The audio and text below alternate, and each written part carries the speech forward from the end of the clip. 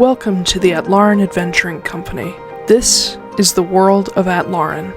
Beyond the Forgotten Realms and perhaps not far from Exandria, Atlaran and her two-moon sky have seen leviathans, dissolutions, divine gates, and calamities. And that's only the last 5,000 years. Perhaps most distinct for her scars, Atlaran is host to a number of sacred or cursed sites, depending on whether you ask Bahamut or Asmodeus. Or perhaps you'll ask the old Balin gods, whom the world herself and her moons and star are named after. These places, like Mount Gear, the Monomarig Meteor, Drozdana, the Dawn Deep Trench, the Shattered Continent, the Greenhall Sea, the entirety of Garrett Eldathos, they all play parts in the world's fate. But it's the people that truly shape it.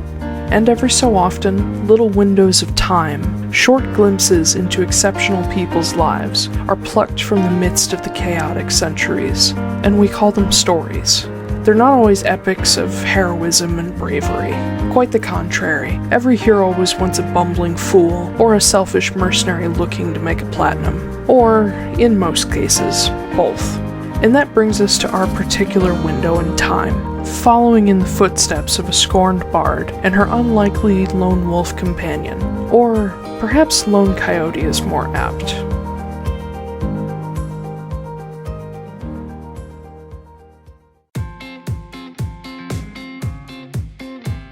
Marin Veneer, a half-elven fighter with a love of freedom and gunpowder and a former bard relearning her musical skills. Marin was the daughter to a frail sun-elf laundress who passed away when she was still young. Left to care for her half-sister Sylvie alone, Marin grew up far too fast. In her desperation to keep her sister from starving, Marin accepted help from the Alteras and was lured into their poisonous web of abuse, theft, and murder. Forced to kill and torture often those unsuspecting and even undeserving. Eventually, Marin dared to question her adoptive father Alistair, and was slaughtered on the spot by her brothers just before she was 18. Sylvie was left to flee alone, but 10 years later, Marin awoke, revived by the Heidling cult. Sickly but determined, she recovered thanks to powerful magics and the apparent interest of Cynthia Moore, mother of the new king of the Arbiters, Silas Moore III. And, by Cynthia's order, Marin was given as a gift to Silas in the hopes that she would become his subservient partner, a suitable wife that would not question the Moore family thanks to her debt to them. Marin, however, had the spark of rebellion in her soul by then, and wasn't about to be controlled again. When Silas proved he supported her in the freedom of those crushed by the Arbiters, Marin reluctantly fell in love. Now with her fiancé at her back and the work to be done, Marin is ready for the long road ahead. She'll make sure no one suffers under the boot of the Arbiters or the Heidling cult ever again.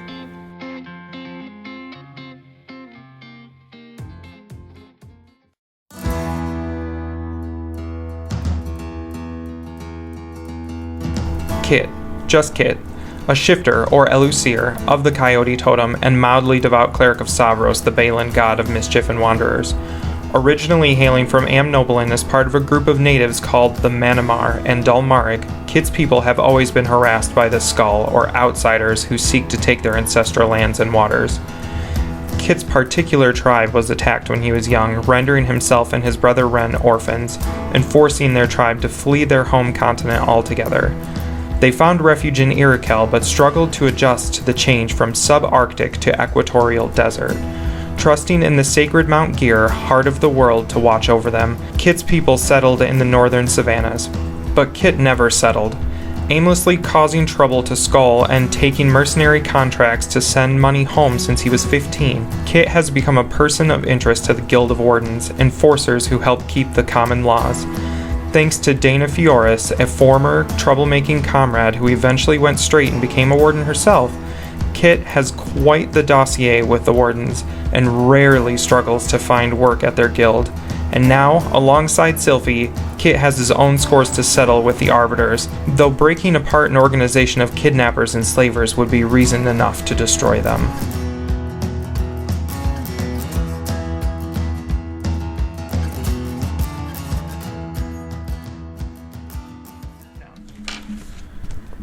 Alright, so Rocking. First thing I'm going to do is I'm going to turn to Silas and be like, make sure you are ready to revive if need be. I don't know if you have to prepare that or if it's just there all the time. I've had it ready. Second thing I am slightly concerned about, dragons are people. If we leave him behind, I don't want to end up with a dragon walker. And his eyes get really wide. Oh, Yeah. we're not leaving him behind. So, like, I appreciate what Vossner's saying, but at the same time, like, give this little thing, like, 50 years, and it will be a force to be reckoned with. Yes. Not to mention it also fits their color scheme. So, it's probably, like, he is very, like, yeah. Don't want to do that. We're not gonna let it get to that. We're gonna. Yeah. So I can wild shape to try to help carry him. I think that would probably be the most expedient means. We can turn the oxen loose and leave the cart hidden. Okay. Okay. I'll like look at Justine. I'll be like, hey, find a spot in the woods and pull us off. But make sure that ashole's out of sight when you do it. I don't see him I now. think he's already. Okay. Yeah. And, Justine starts to pull the wagon into the woods, far enough away that it's not visible from the road. And, Silas starts sort of tearing down all the branches that he's been using to block the back of the wagon. And, between you guys, you manage to get Felix out, and, Silas tries to get him to, like, stand, trying to just make sure that he can move if need be. And it's, for as dire as the situation is, it's really cute to watch a fat little dragon like fall all over himself. I'm gonna like. Is he eating like solid food yet? He's starting to. Okay. I'm gonna hold out like a little like piece of dried fruit or something and be like, come on. Like just And he's like crawling, and he gets like his back legs under him, and it's kind of like awkward and unsteady, but as soon as he like gets himself up and takes a step, he just down to the ground. And he tries again, and he's getting there, but it's gonna take a while. Yeah, let's speed this up a little bit, shall we? And I wild shape into a giant elk. Oh, giant elk. Yeah, I'm like, all right, you can strap him on. I say an elk. Yeah.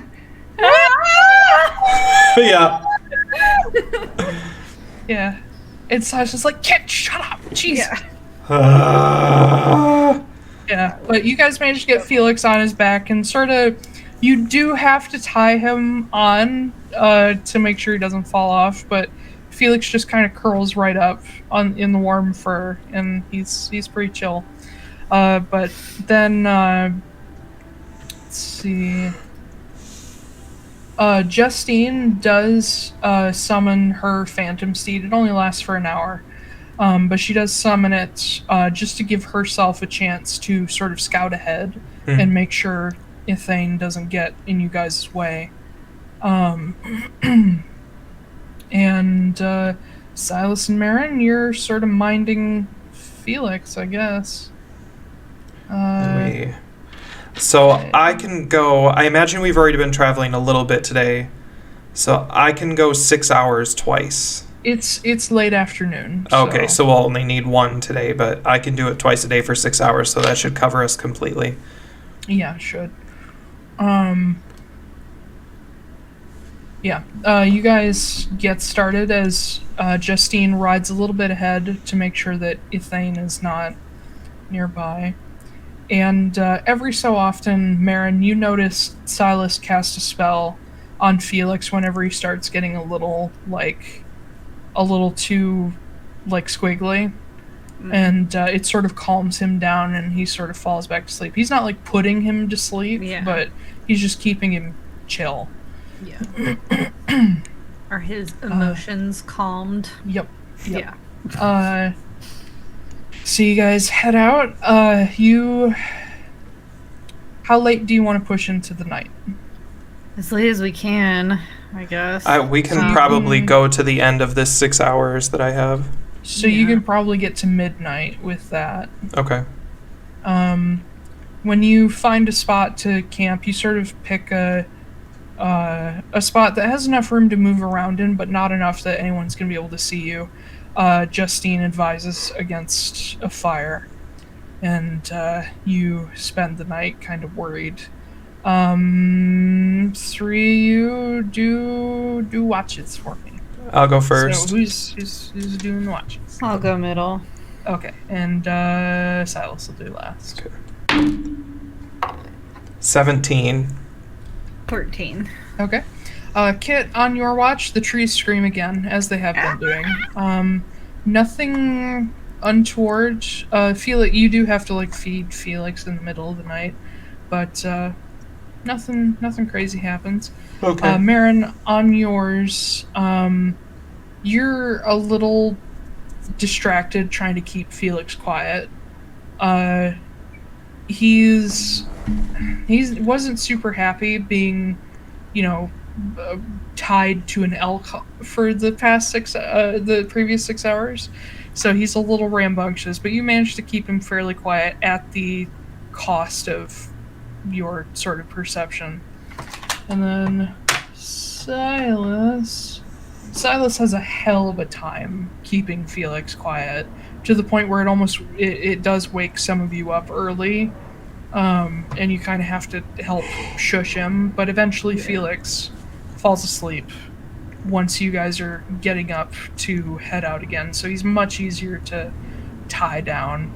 Okay. And once again, Justine heads off to scout ahead with her phantom steed, and I will elk it up. Head off again. So, for the sake of brevity, because I know what the thing's doing, you guys continue on, occasionally sending Justine to check that you're still near the road. She's moderately stealthy, so it works. Did Vostner check back in with us? He did, yes. Okay. He basically checked in to say that he did tell Haley, but she has essentially agreed that the dragon problem is a little more pressing than running off into who the fuck knows where to get killed by her own dad. So she sort of reinforced the please God, do not engage with him. You will either kill him or he will kill you. No one's coming out unscathed. But she does not tell Ansem. Okay. In the following couple of days, seeing as you guys are moving a little faster now, without the oxen, you're making fairly good time when, oh wait, you guys have anti-scrying stuff. We sure do. Hell yeah. They're not going to be able to find you.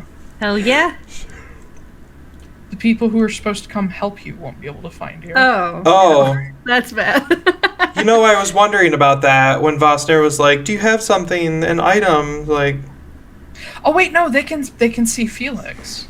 Yeah, there you go. Okay, hold on, let me see if they can scry on him. I mean, he has disadvantage against him because he's a fucking baby. Okay. So, as you're maybe a day away from Raulden, you guess, you hear this sound in the sky, this, like, whistle that arcs over your head. No, it's a literal, like something whistling. You whistle back? Yeah, I do. I love that you're so friendly to strange sounds on the road. Yeah, just saying. Meanwhile, my gun is out. You hear another whistle that sounds like it comes from nearby and then shoots up. And then eventually you hear the whistle come back down. And not close to you guys, but within sight, you see an arrow strike the ground with this strange notch cut into it. and you hear in the distance, what languages do you guys speak? Common, Kuori, and Sylvan. Common, Elvish, and Halfling. Okay, so this would be a language that you guys do not know, but Silas perks up. And you hear voices speaking, just a couple of them, and Silas says, I think that's them. The good guys? I think so. That they said Felix's name.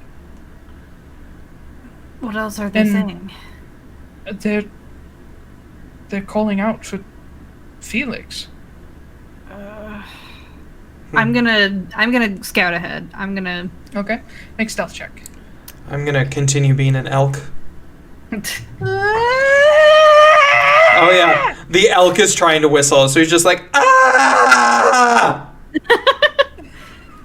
I got a 21.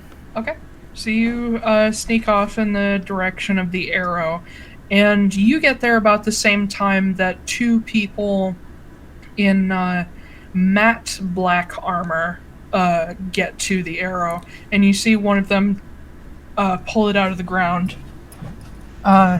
Their armor, while it is matte black, it's sort of it's leather set with studs, and the surface is worked to look like scales, and each of them has a helmet that's actually in the shape of a dragon's head.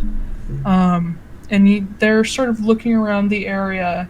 You can tell they must have heard the whistle.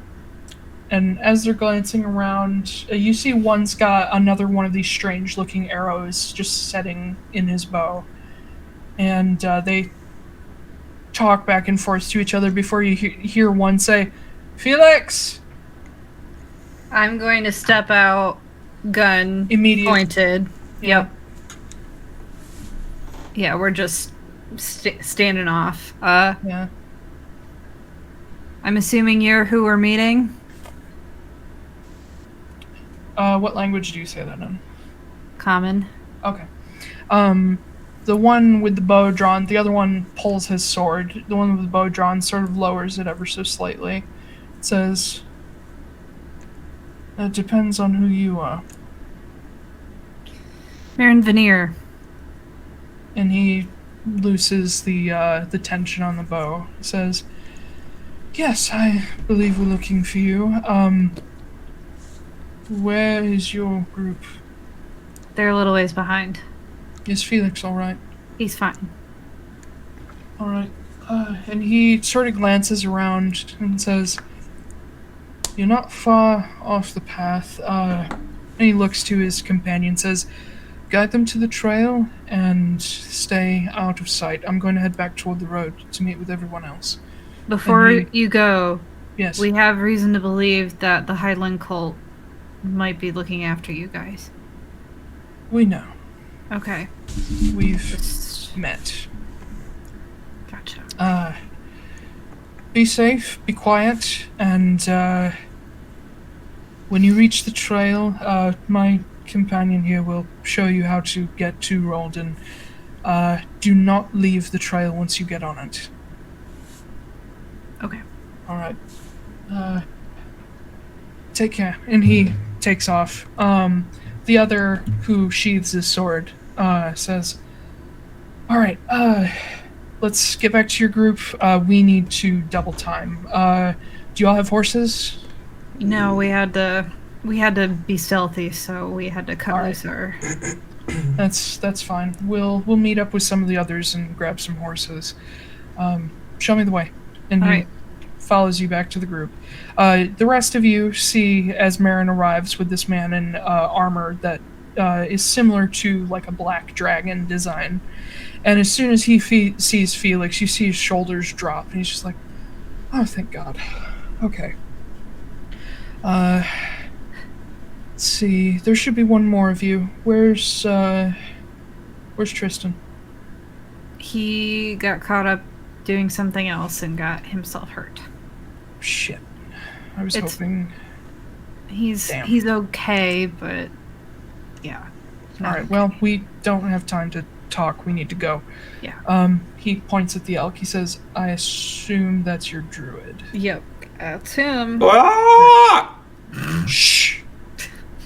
Ah! All right, follow me. And at a tiring pace, he gets you guys moving, sort of favoring speed over stealth, though you guys are still being quiet.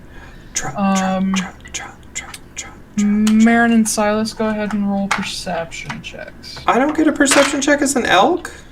No, you're minding the baby.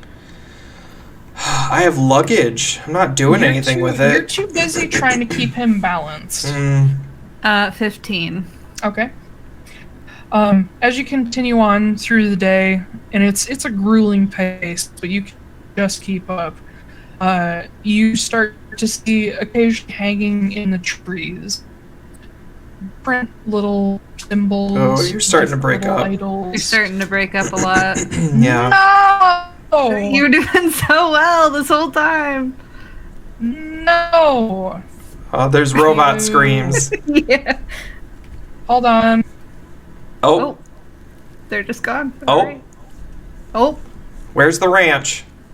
I'm just gonna sneak right past you. Did you see Shelley's post today on Facebook about how if she was like, if the boat in the Suez Canal that got stuck there, if the boat was Midwestern at this point, it would already have done like just gonna sneak right past. Yeah. I'll have to look that up. Yeah. Is that better? Yes. Okay. So, Symbols hanging in the trees. Symbols hanging in the trees. A number of them are sort of mirrored black discs. Some of them are very like Blair Witch-esque, like little effigies. You do see ribbons hanging in some of the trees. And as you get on to evening, at you guys' pace, you reach the trail that the knight was talking about at about twilight. So you suddenly break through very thick forest and underbrush onto a path that is about wide enough for like horses to pass each other, but you have a hard time getting a wagon down this path. As the knight steps onto the trail, he looks one way and the other. Make sure no up. trains are coming. He looks up as you see these a number of these black discs hanging directly over the path, and he looks up at them as the wind is sort of sweeping through. Sort of thinks for a second, turns east, sort of orienting himself. He's like, okay, we're heading north. Everybody still good? Do not step off the path. You will not find it again. We go. Yeah. Oh. Okay. Oh man. It's like we're going through the greenwood. For safety's sake, he like pulls a length of rope out of his pack and has you each like hold on to it. Says, do not let go, whatever you do. Okay. It should be safe, it should be fine. Just, we've lost a lot of people here who are a little too careless. Okay. Alright. I guess you could tie it to my antler. Yeah. Pretty much. We'll do that. Mirkwood, not greenwood, sorry. Yes. He leads you along, and you continue passing under these little black discs. Some of them are sort of spattered with a bright colored paint. And you see more of these little effigies, and you see little standing sticks on either side of the path where it narrows in. And as you go, you each notice this very particular scent of rotting leaves, like a scent of autumn. And as you don't know when the transition starts, but as you go along, you suddenly notice that the trees around you are no longer green. They're bright reds and yellows and oranges, and even some of them are almost pinkish, like a strange shade. And The grasses are all ever so slightly brown, still green, but starting to brown. And it starts to get a little colder. Not like winter cold, but crisp. It feels like autumn. And finally you come to what looks like just a dead end to this trail. And there is a sort of rainbow splattered black disc hanging over the path, just about at eye level with most of you. And the knight steps up to it and says, "Just touch it, don't do anything else." And he taps the disc and he disappears and the rope just drops to the ground. Oh, shit. Okay. I'll touch it. You walk up, tap it, make me a wisdom saving throw. Oh, Jesus. Oh, God. 18. 18, okay. Kit? I boop it with my nose. Boop it with my snoot. Wisdom saving? Yes. Shit, what is that? Oh, okay. Sorry, there's like little weird things on this number. Wisdom save 20. Okay.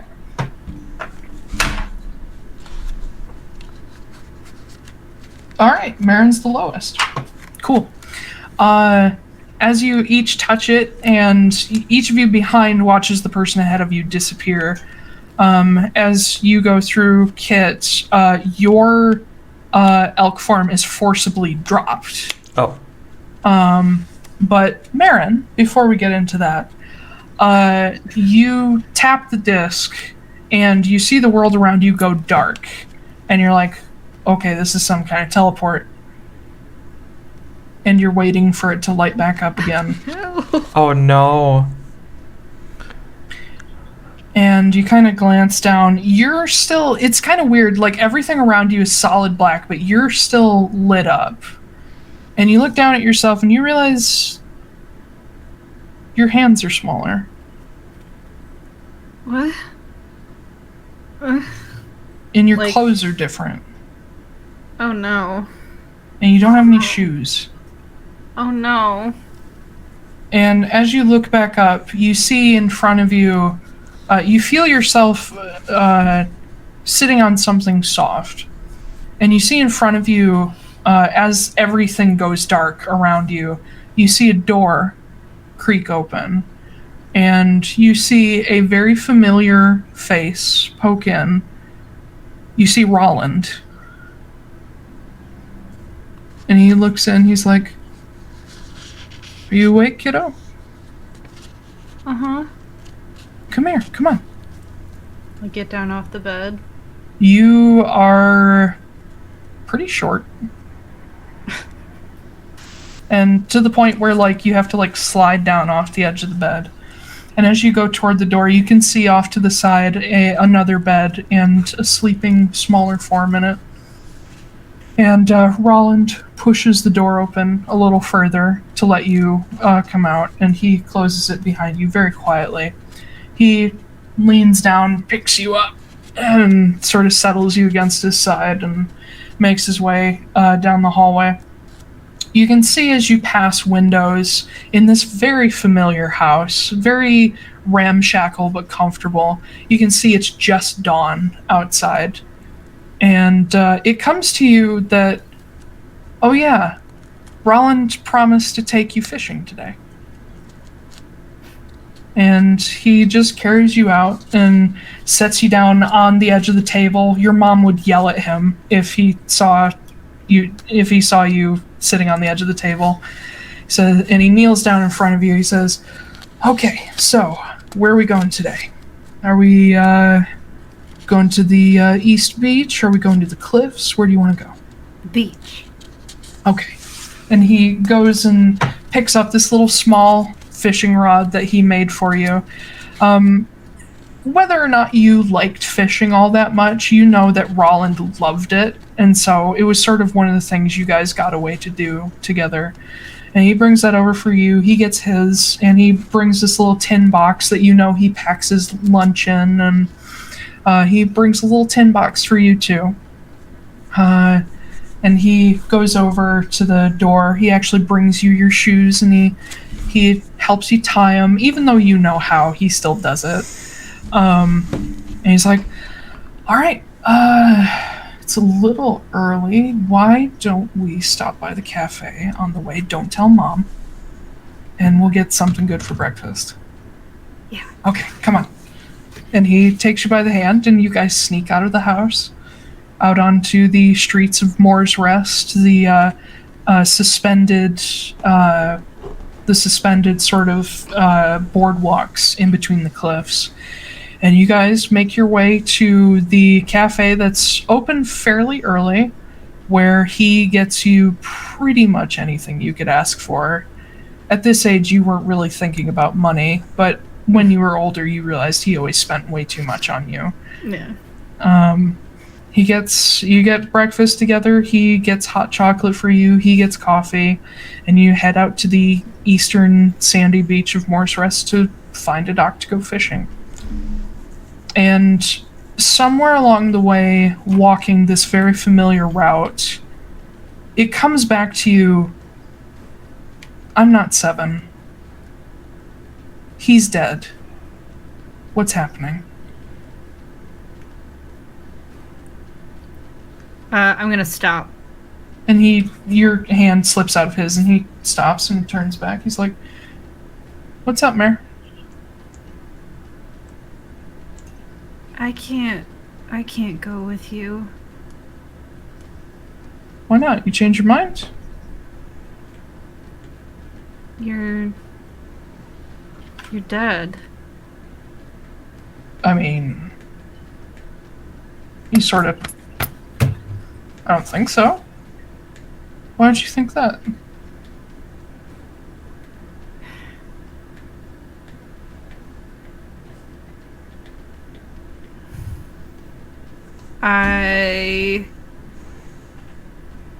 I'm gonna turn around and I'm just like closing my eyes. I'm starting to walk away from him.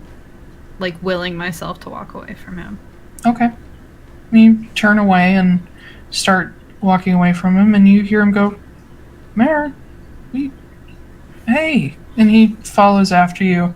And you hear his footsteps coming up behind you, but they sort of change in sound. And as you're walking with your eyes closed, you finally open them and realize that you're the right height again. You don't feel great, and you feel a hand on your shoulder, and you hear Silas say, "Are you alright, darling?" And as you sort of blink, you realize you're standing on the edge of an autumnal forest. And Kit's there. Felix is now in the grass. Justine's there. And they're all looking at you. You guys just saw Marin reappear a little bit after you and start walking away with her eyes closed, and Silas just caught up to her. I'm fine. I'm fine. Is everybody else okay? Yes, we're fine. It took you a little longer. You didn't see anything? You didn't... No? Okay. Is that soldier with us? Yes, he is. Okay. He's standing a little ways ahead of you guys. He has now pulled off his helmet, revealing he's moderately pale, short, dark hair, a little bit of a beard. You guys have seen him without the helmet on once along the way, but he sort of keeps all of his stuff on. And he lets out a deep breath. He's like, "Sorry, I forgot to warn you about that." What was it? There's a weird side effect to the gate. It can stir up old memories. Did we just pass through the realm gate? No. Okay. This is tough to explain to outsiders. We're not in Atlaran anymore. Are we in the Feywild? No, we're in Arborea. Arborea. Arborea. So we're in Arboreal? Treeland. Arborea, yes. The Forever Autumn. This would be the place where Minotaurs and Centaurs came from. Oh. But you see, beyond the Dragon Knight, there is a little village beyond, but a little closer to you guys is this big stone gray cathedral with dark clay tiled roof. The front, which is facing toward you guys, has this beautiful dark double door with two dragons facing each other on each portion of the door, with the sort of round ring handles. And there is a huge circular stained glass window above that, where you see it's familiar to probably Marin most of all. You see this image of a silver throne with black cushions, with the silhouette of 5 dragon heads behind it. This was similar to the image you saw on the Queen card in the tarot deck. But the knight motions toward the cathedral, says, "Well, welcome to Raulden. Thank you for doing this, folks. Sorry for all the secrecy. Little longer, his mom is going to want to see him." Question. Yeah. Does Raulden exist in Atlaran as well? Are you asking the knight? Yeah. I mean, you can find it on a map, technically, but you can't get there if you don't know how to get in. Because the guy we're running from is a Molinarch. He may know how to get here. Ithane, I mean, if he has his memory, yeah, he probably does. He Okay. probably does have his. But Yeah, we should probably get in the cathedral. yes, we've got this place on lockdown. We've got people watching every possible angle. If he even gets close to the trail, we're gonna know about it an hour before he gets here, hopefully. Okay. So, he walks up and he, like, hefts Felix up, who's really heavy, and it's like, "Can somebody help me, please?" I'll go over and Yeah. You kind of carry him between the two of you. I've been and, carrying that little shit for 3 days. I'm done. Justine goes ahead and pushes the doors to the cathedral open. And as you guys step in, you see this old but beautiful interior that's lined with, not lined with pews, but lined with tables and benches. And at the back there is the pulpit, with a little lectern standing there with a book open on it. You see a couple other people in this dark armor there, and you see what were the pews have actually been pushed off to the sides. They all look broken. But there's a little bit of activity in here, and everybody looks up as you guys step in with Felix, and several people like stand up to come help. At the back, standing at the lectern, leaning on it, is a man who looks like he is maybe in his 40s or so. Long, ebony hair, strangely purple eyes in dark gray and black robes. And he seems to be looking down at this book, but as he looks up, he says, "Felix," and he steps around the lectern and half runs to you guys. You're just surrounded by people, and the Dragon Knights take Felix and sort of whisk him away down to the end of the hallway and like set him down on like a little cushion. The dark-haired man who came running up greets Felix like he knows him. Like, almost like family. And as he turns to face you guys, he is immensely tall and dangerously thin. Like, he makes Silas look well filled out. Oh. He looks kind of frail, and he's very, very pale, and it looks like he's probably sick. But he faces all of you. He says, you must be Marin, Silas, Kit, Justine. Welcome. Are you Lord Saris? Yes, I am. We heard you go by a different name. I go by a few. It depends on who we're dealing with. Please, come in, sit down. It's probably been a difficult journey. It's been mostly okay, but... Yeah. Mostly just trying to avoid everybody dying, yeah. Yeah. I do want to make a correction to what the Dragon Knight said. I realize he said Felix's mother would want to see him. He should have said his grandmother. Oh, okay. Sorry. Okay. That's important. Okay.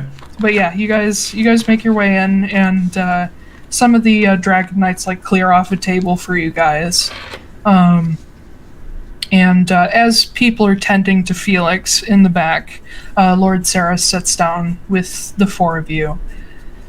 And he takes a deep breath and he says, well, it sounds like things are going to absolute hell in Constanos. Yep. Usually. Again, thank you. I don't know what would have happened if a walker got a hold of Felix. Well, I know what would have happened, but it wouldn't have been pretty. Yeah, we're concerned they might have turned him into a walker. I don't think that would have happened, but I do know what his grandmother would have done. Oh. Probably gone on the same rampage that the other ones are going on right now. Well, not the same, but you'll see when she gets here. I mean, if she wants to help us kill the Highland Cult, that is fine. Feel free. Those other dragons. Yeah. She is not going to interfere with that. Oh. Not directly. Do you mind explaining a little bit about that? Yes. You all got wrapped up in this very quickly. Yeah. Yeah. How much do you know about Tiamat? Oh, Big dragon.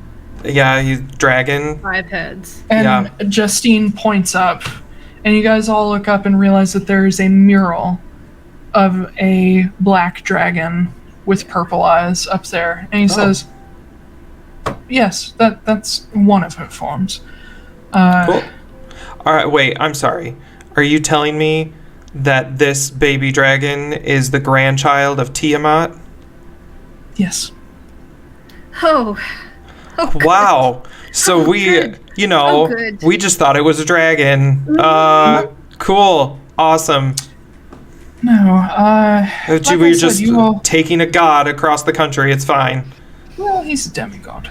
Yeah, I've had enough of those.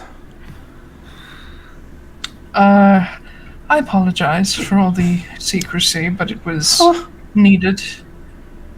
We did not need any of our enemies knowing that Felix was in such a vulnerable state. So is he Is Felix reincarnated? Yeah. Technically, yes. He was a pseudo-dragon before. But we realized we needed more help. So he willingly died to be reborn. Oh boy. Oh. That's heavy.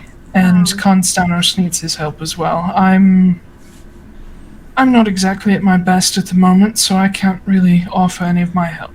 Yeah, you look a little, no offense, but you look a little rough. Do you, need some help?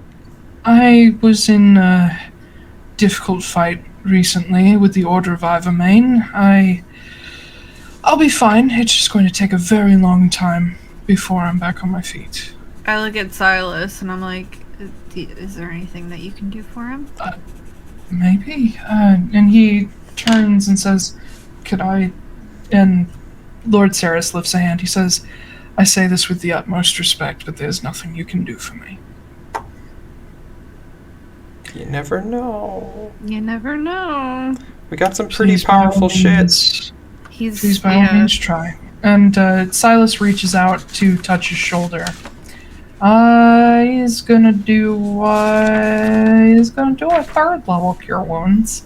Cure Wounds! Cure Wounds! Which is 3d8 plus 10, I believe. Roll it, roll 20. Roll. Critical. Yeah. Okay. Roll.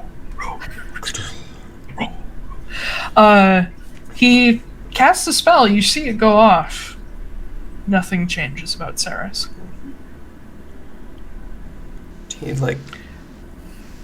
Are you like... Pedialyte, or... Yeah, are you like an archmage or something? Are you like real high up there? No, yes and no. Let me...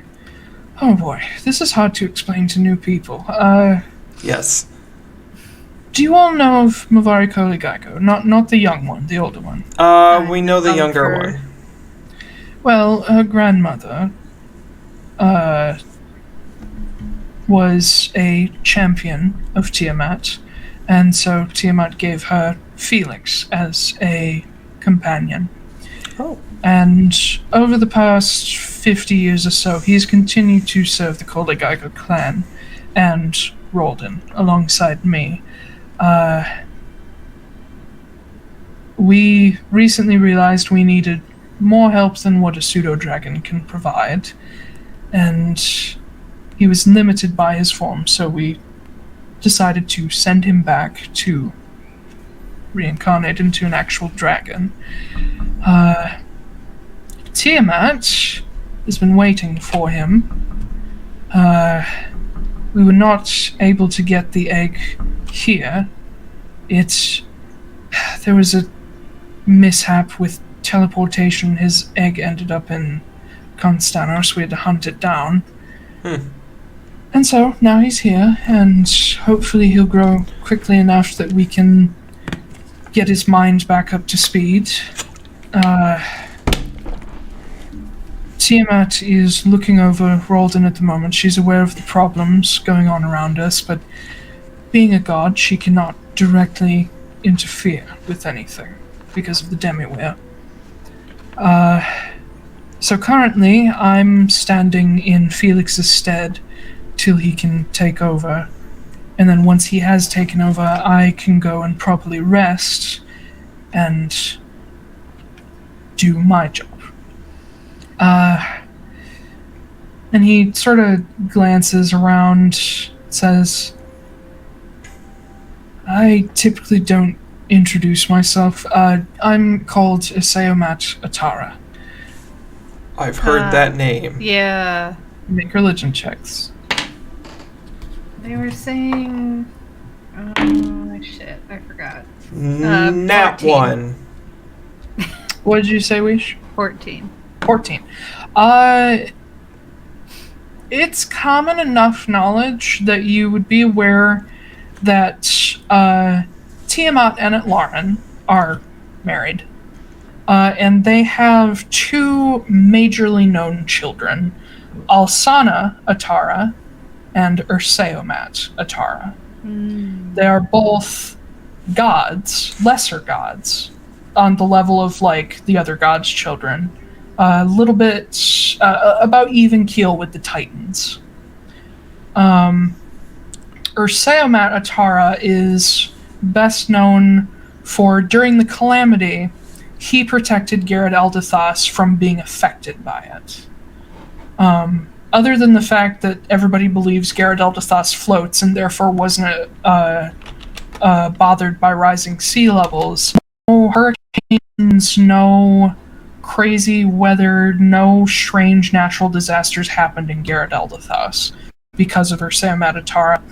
And he is also known for, fairly famously, for fighting with a group called the Order of Ivermain, which are devout, almost zealots of Bahamut, who are constantly fucking with Constanos. So he's Felix's uncle. Yes. Okay. Gotcha. Question, was that name on the sheet that we found No. Sheet.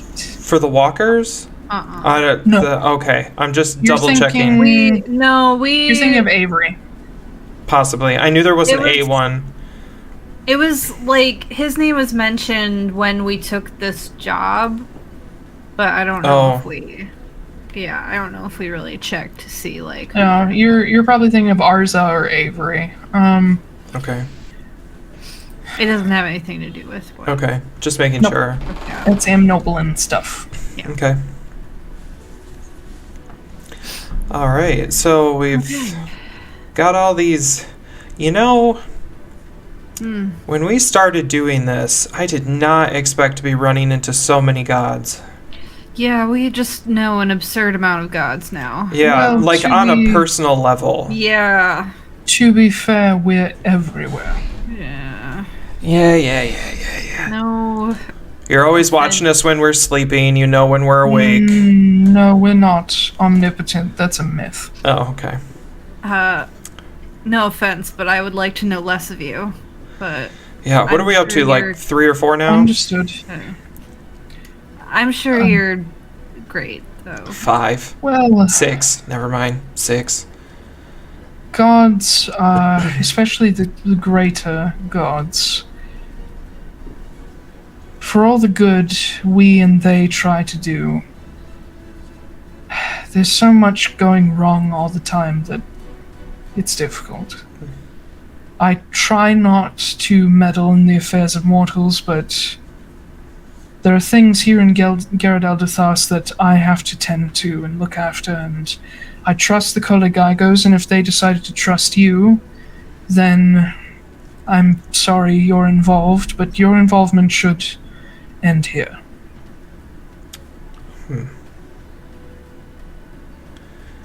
Do you... I kind of look at Marin. I'm like, do we keep everything that's going on to ourselves, or should we kind of let them know why the Heidelin cult wants us so bad? I would like to know, just so that I can be prepared. Again, I try not to meddle, but I would like to know if something is coming our way.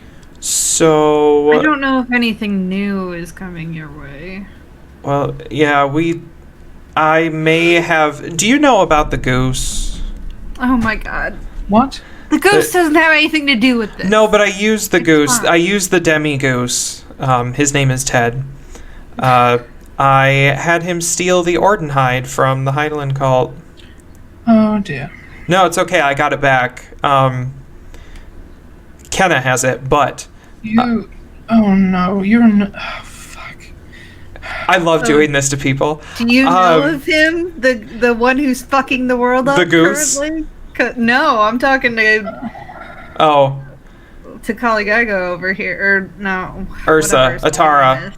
Urseomat. Or yes. Seomat, yeah. I'm talking to him. I'm like, do you know about this guy, the super ultra mega druid? Oh, me. Yeah, it's me. Like, he's breaking the world. It's me. It's Yeah. I me. don't know of your group. I've heard about your group, but I don't know of you specifically. We really But need a you're name. You're another group of staff hunters. We're not staff I hunters. would not We're like to be roped into that group because We're- I really would have liked to have nothing to do with it, but apparently yeah, but now don't you have one. of them? we have 2. Right here, right Right. now. Yeah. And the Yeah, no, let's tell him. They no longer contain a piece of Algar's soul. This is much more Kenna's purview Yeah. area of expertise than mine. I don't think he needs to know. Okay.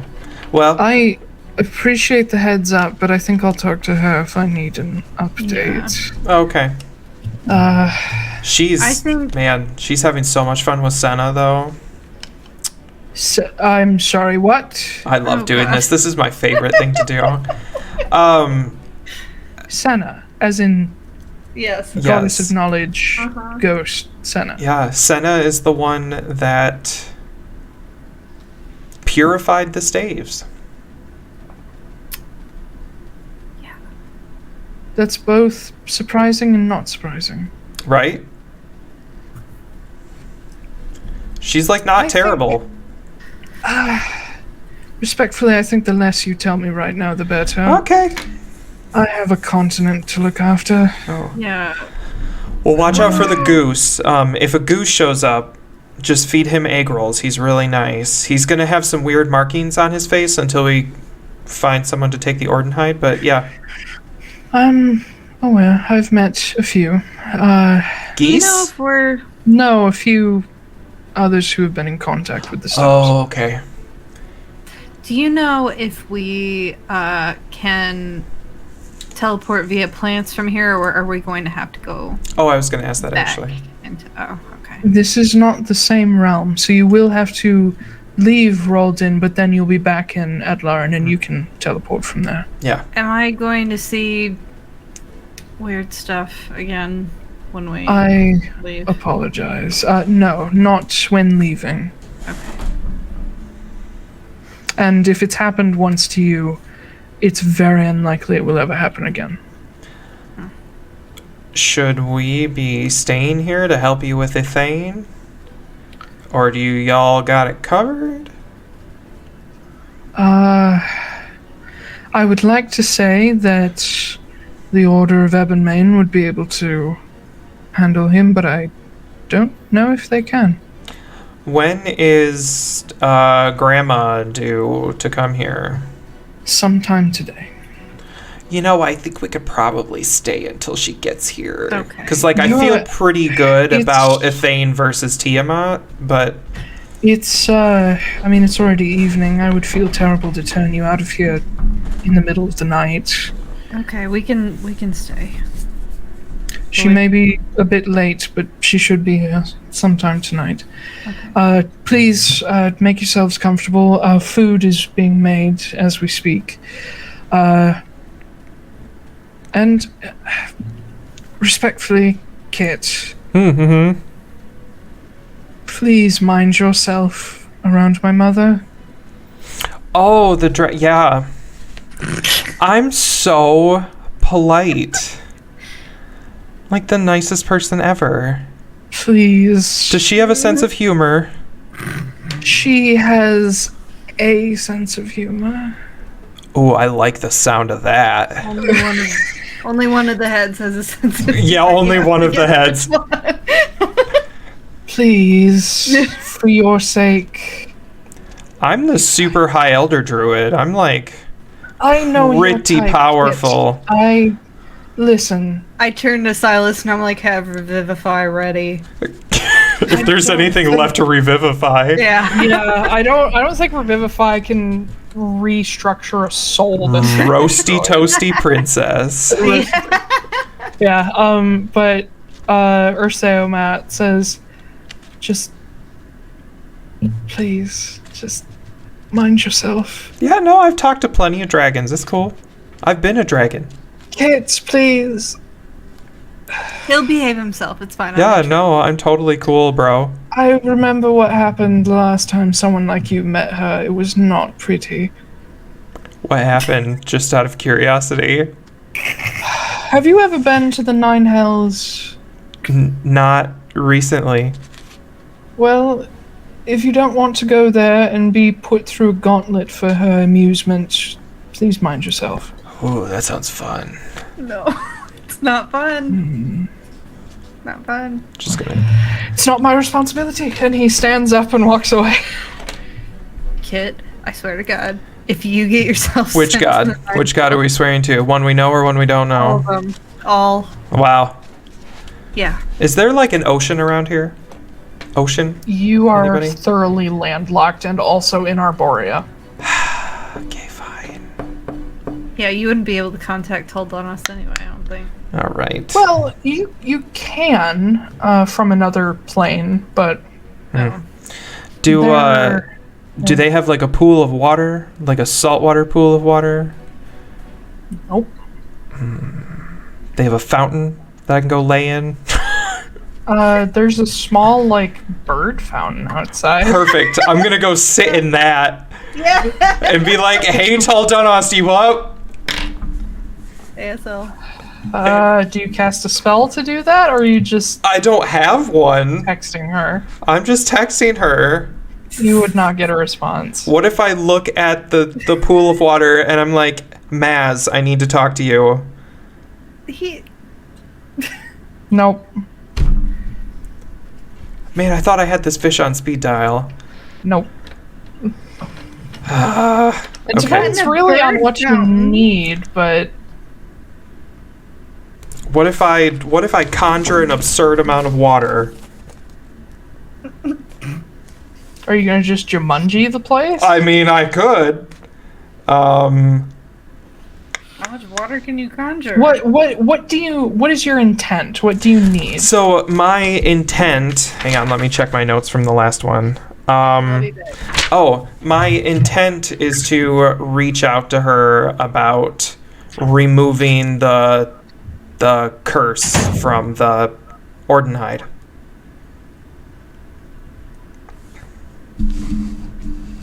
I also want to know why she chose me, like what she wants me to do. You're not gonna get an in-depth conversation like that here. Okay. You would need to be at the ocean. Okay. Well, that'll work. I will stop playing in the bird bath. And yeah, it's just like, okay, well, let's go wait for Dragon Lady. Okay. And I'm sure Marin is like, Kit. Like that's all Marin is doing the whole time. Yeah, pretty much. Yeah. So while she's gone, you do see as everything's sort of getting on with business here inside the cathedral. This Order of Ebonmain is made up of these Dragon Knights. Everybody in different versions of sort of dragon scale style armor with dragon head shaped helmets. Some are metal, some are leather. And Ursaomat seems to be sort of at the head of the order, though he acts a little more like an advisor than a leader. You can see he's trying not to get too involved, but at the same time he's kind of the guy calling the shots here. So everything's pretty tense. There are constant guards around, and there are constant spells being sent out checking with scouts. They're waiting for Ithane to show up, basically. Okay. I guess I can hang out outside and like keep an eye out for Ithane as well. Splish splash. Yeah, splish. Splish splash.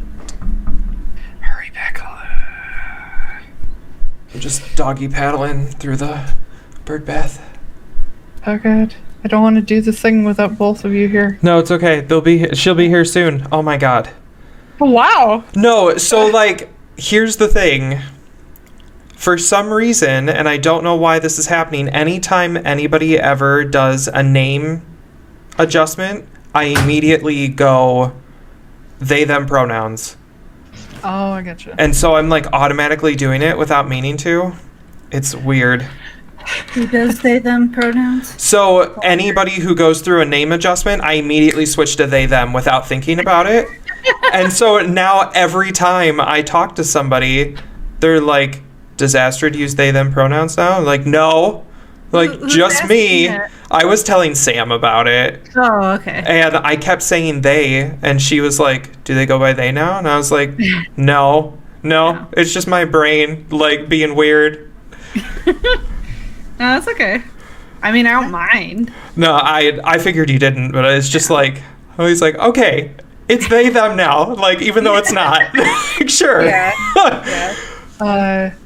So as you guys are sort of chilling amongst the Order of Ebonmain, you do hear among them, I was telling Ben that they're sending messages out to scouts to check in with them. At one point, as it's getting fairly dark outside, a Oh wait, no. This Telepath area is messages. Oh god. How does day-night cycle work here? That's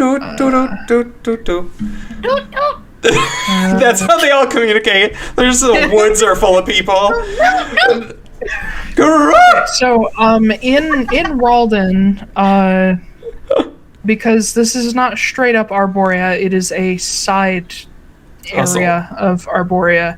It is constantly twilight here, so it doesn't get darker. But anyway, after about an hour, as you guys are starting to think about, like, okay, like, this lady better show up, because bed, you hear one of the Dragon Knights just straight up yell across the cathedral, like, he's been sighted, he's on the trail.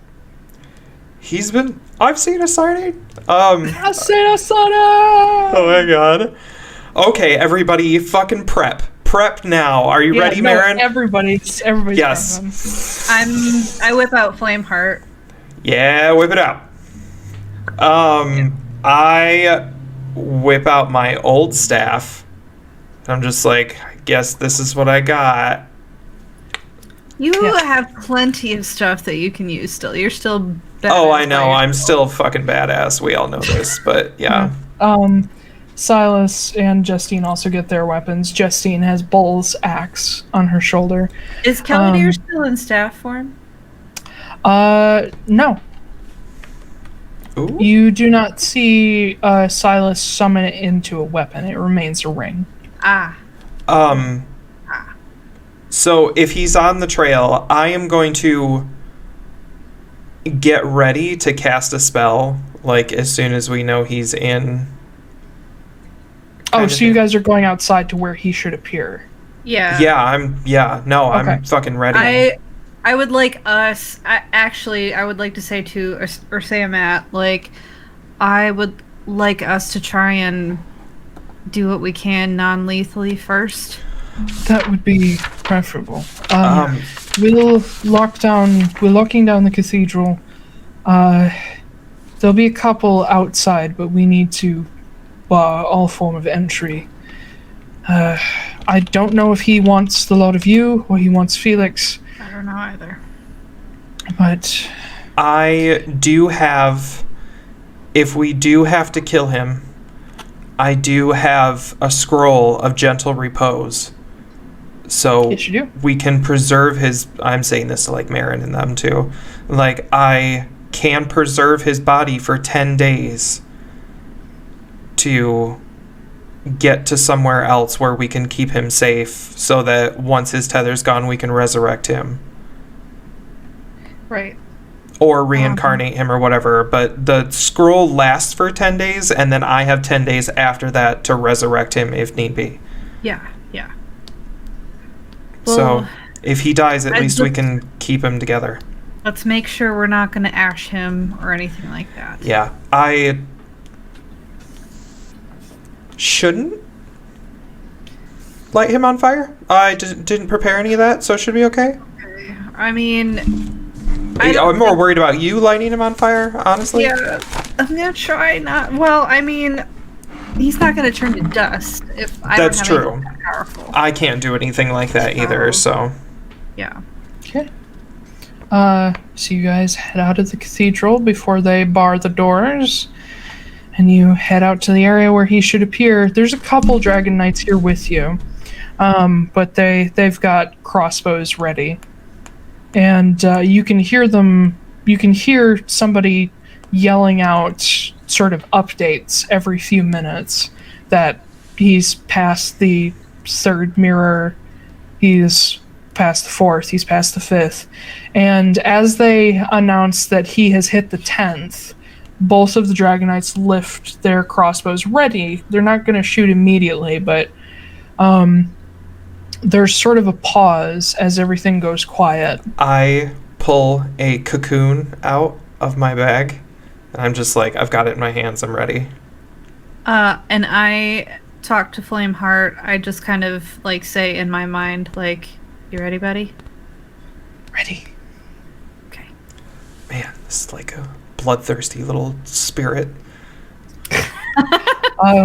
But there's this sort of moment where everything goes still and everybody's tense, and you feel this, like, almost static in the air before in front of you just Ithane appears without much of a sound. And he's standing there holding the lead of his horse. You see he has a long sword strapped across his back. He is dressed in the same thing you saw him in before, which was sort of lighter leather armor. He has almost like a kilt going on, but he's also wearing like trousers with high boots. And as he's standing there with the horse lead in his hand, the instant before anyone reacts, he just kind of smiles. Oh no. What are you guys doing?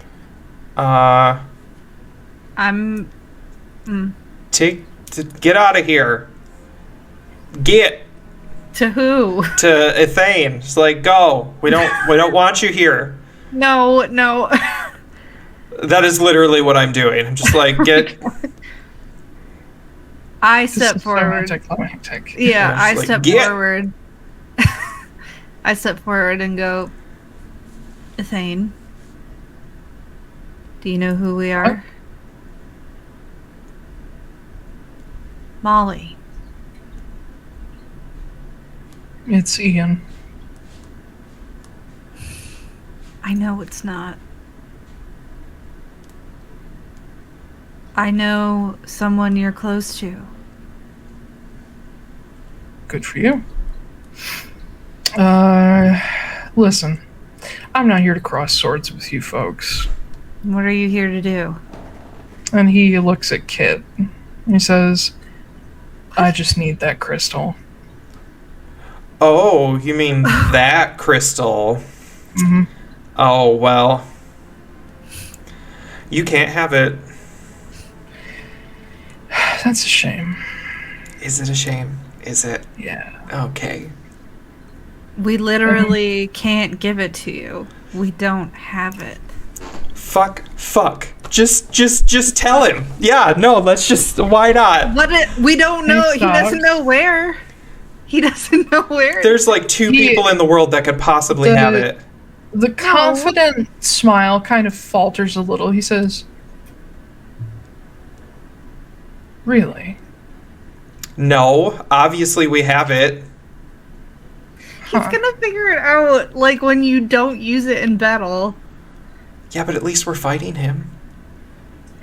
And you see him reach up and touch an earring that's in his ear.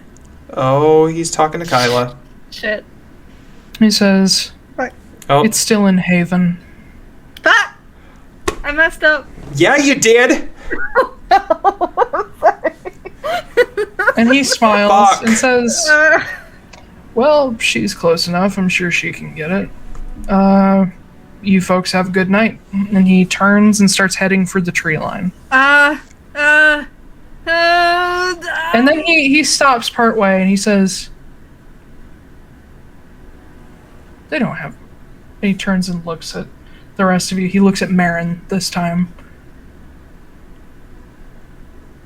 You have another one, don't you? We've got two more. Oh, hand him over. Can't. Why not? 'Cause they don't belong to you. That's not a very good reason. Can I, like, turn away and pull the mirror out? Like, show me the beast. They're just, like, huddling right there. No. No, you're just calling the other end of the Yeah, mirror. Okay. it's just like, Okay. It opens up and Vosner comes up. He's like, yeah, what's up? send a message to Kenna right away. The cult is on the way to get the crystal. What? And Tell them now. behind whoops, Marin, you see Ithane cross his arms, kind of brows furrowed. You can tell he's listening to something. But Vosner says, yeah. Ellie! And Okay, and then I just turn the mirror off. I'm like, cool, like, done. Do we know And what? Finn's standing there with his arms crossed. Yeah. Yeah, what's up? Do we know if Thane's just a gunslinger? You have gathered, based on the long sword on his back, no, he's probably not just a gunner. Yeah. Cool. And as you finally get a chance to really look at him, I get so much shit for this because of Molly Mock, P.S., that they're both named Molly. So you got eyes on him? No, but you see loads of small scars everywhere, across his arms, his neck, his chest. Yeah. He's not the same type of blood hunter. I created him right before they started campaign fucking 2. But he just has this kind of entertained smile on his face. He says, I don't really care who they belong to. Just hand it over and nobody has to die. I feel like, so I'm going to explain this to you, like, really slowly so you can, like, understand, okay? I'm a big boy. I think I can handle it. They can't. What, you get them stuck to you? Something like that. Yeah, sure, we could say it like that. Okay, I'll just cut your arms off. And he starts walking forward. I'm Back for aiming. the sword. I am going to. I'm going to shoot at him and try and do an disarming shot. Because I have that now. Fucking. Woo! Cindy. Okay. Go for it. Okay. With fucking Flameheart.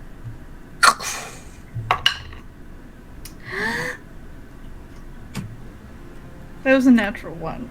Oh. Sand panda. Shit. Wow. So does that mean Flameheart jams? Flameheart does not. Okay, good. Oh, alright. Fuck. That was gonna be cool. Yeah, it does hit his sword, and it, like, glances off of it as he's pulling it, and he's like, oh, come on. You're looking down at the dent in the sword now. It's like, fucking, god damn it. And he just strides forward. I look at Marin, I'm like, are we doing this? We're doing this. Okay. Polymorph, and I turn into a young gold dragon. Alright. Alright, we got a fucking, oh boy, this is gonna be. Nothing like starting a battle at 9:48. Yeah. Well, do you guys want to do it, or do you want to save it for next? I kind of want to do it. I kind of want to Okay. do it. Okay. Okay, let's do it. Let's go, yeah. I still, at some point, Marin and I are going to get together, and I'm going to see if I can tap into Flameheart. And just be like, Marin, give me your hand. We'll, like, do the Wonder Twins, and I'll fucking cast, like, Sunbeam out of my other. That'd be fun, actually. That would be super cool.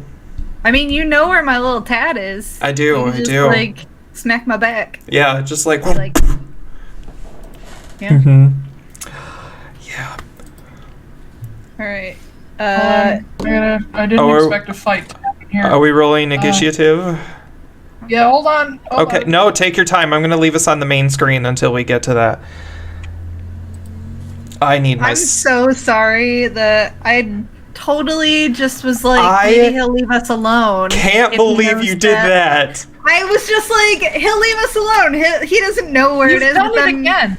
You've done it again. You had the chance to talk somebody down, and then you shot at them. What were we going to say? I don't know. It's up to you. You're the player. We had the chance to lie to him, and Marin was just like, It's gonna be Sylphie all over again. Yes. I hope you have your backup character ready. No. it'll be me this time. Maybe. Oh, then can we get the guy whose patron is the goose? Yeah.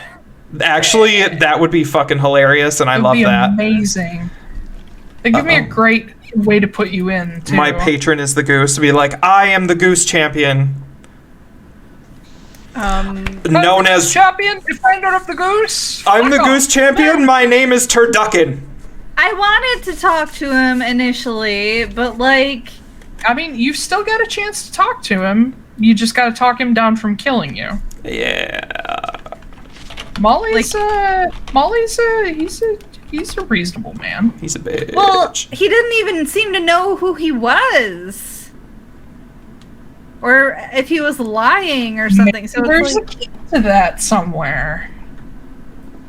well, I don't know what it is. Think critically.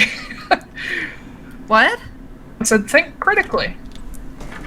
What can you do with the drunken sailor? I literally can't think of anything that would... Okay, well, I don't... I guess it's a fight. I don't want to say Ansem's name is the thing. But I mean, I guess they already know, right? They already know that we know him. So... Who knows? You do whatever you want, truthful person. You do you, boo. My god. We need to get Marin better at lying. We need to get Marin better at... Never mind. Playing I was just making fun of you now. We need to get Ash better at playing D&D. No, you're fine. It makes it more interesting, honestly. It does. Your panic decisions are amazing. Yeah, they're hilarious. Great. Well, we have, like, opposite ways of going about it. When you panic, you, like, spill a bunch of shit that we don't need to tell people. And then when I panic, I'm, like, I lie about everything poorly. Yeah, I'm a bad liar, so... I am... You didn't even attempt to lie. I can be good at it, I suppose. Well, yeah, you didn't even attempt to lie. You just totally fucking threw me under the bus. I don't know what to lie about. I know. I wanted to, like, turn and be like, shh, but then he would have known. So it was like, what is the difference? Cat's out of the bag. Yeah. Speaking of cats, I'm going to feed mine real quick. Okay. Meow, meow. Kitty.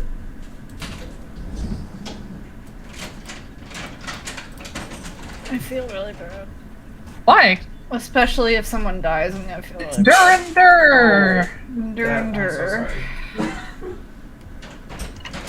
Don't feel bad. It's a game. There you go, Chubbs.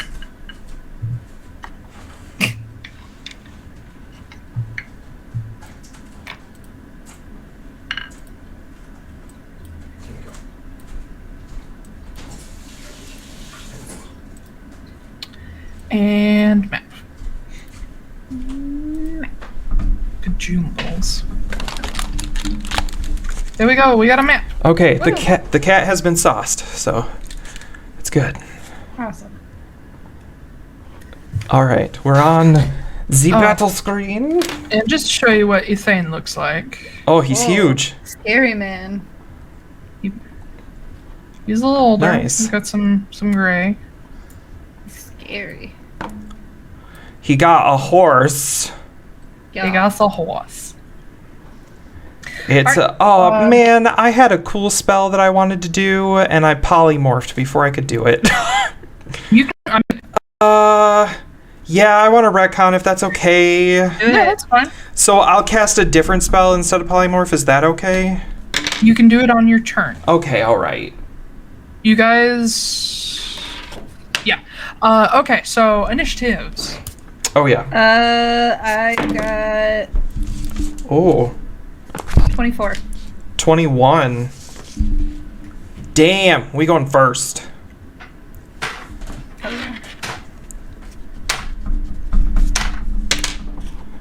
Okay, I need like 17 screens in order to do all this.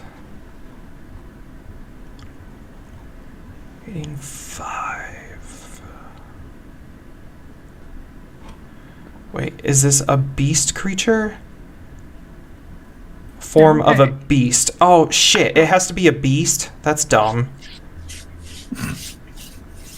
Whatever, I guess that's fine. Yes. Okay.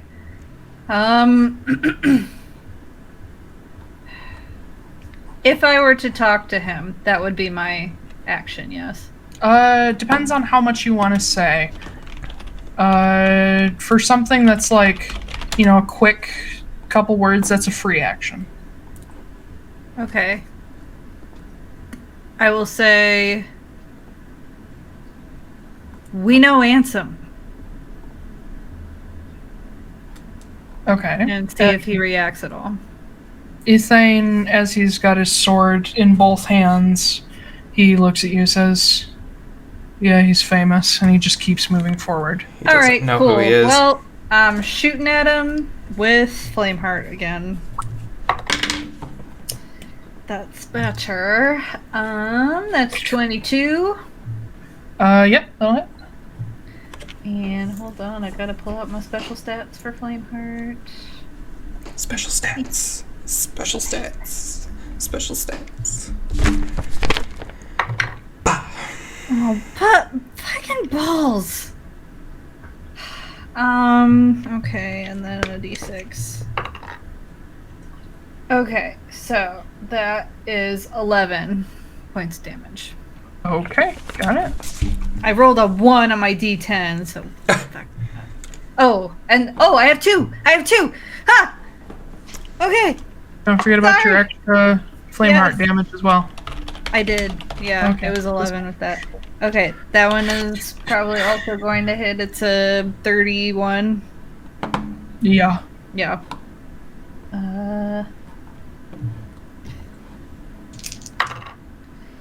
Okay, that's better.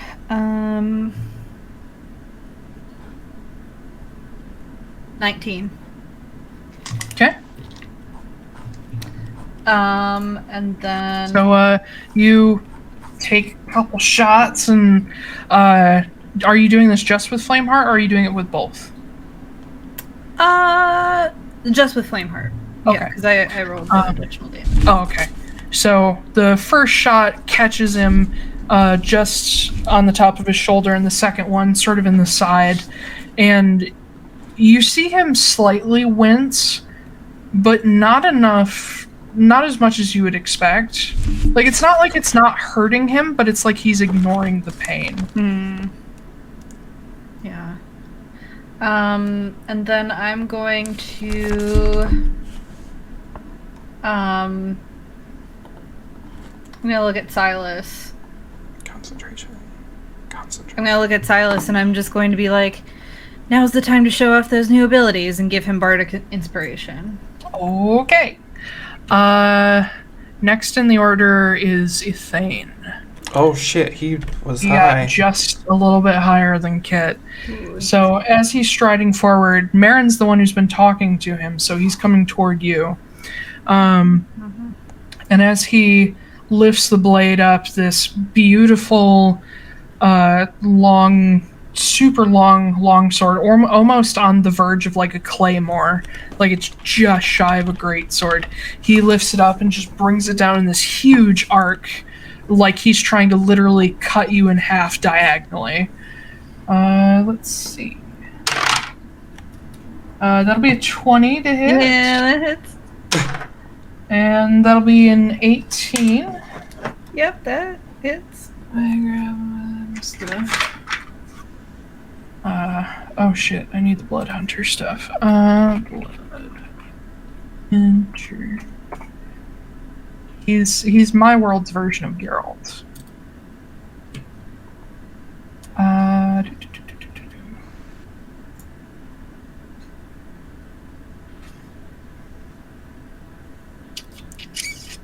Yep. That's what I'm doing. Sorry. No, you're good. Right. I am figuring out what I'm doing, so Okay. totes fine, because I've got like 6 spells and they're all fucking concentration. So I'll try to figure out which one's best. So as he approached, you watch as he lifted his sword. You watched lightning crackle across the blade as he brings it down on you. So for the first one, you're going to take 17 damage total with the lightning. Okay. 17 lightning damage. Sorry, right of the storm.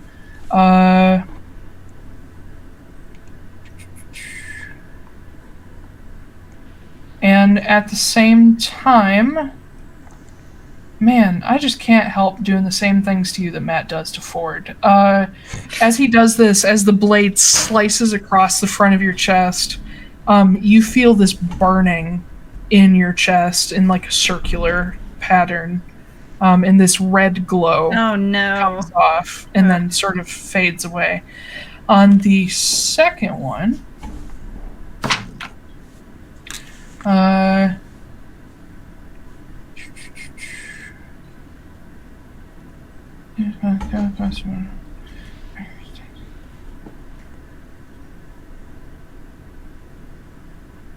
yeah, okay, and on the second one, you're going to take 10 lightning damage. Okay.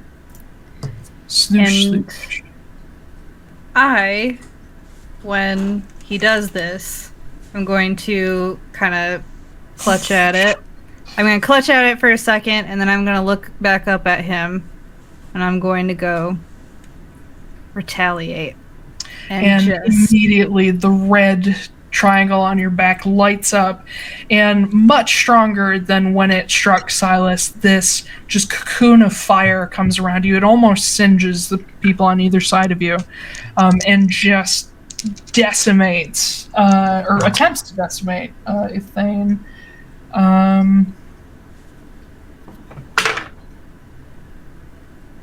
That's gonna be, I believe that's just like a 10. That's gonna fail. Yeah.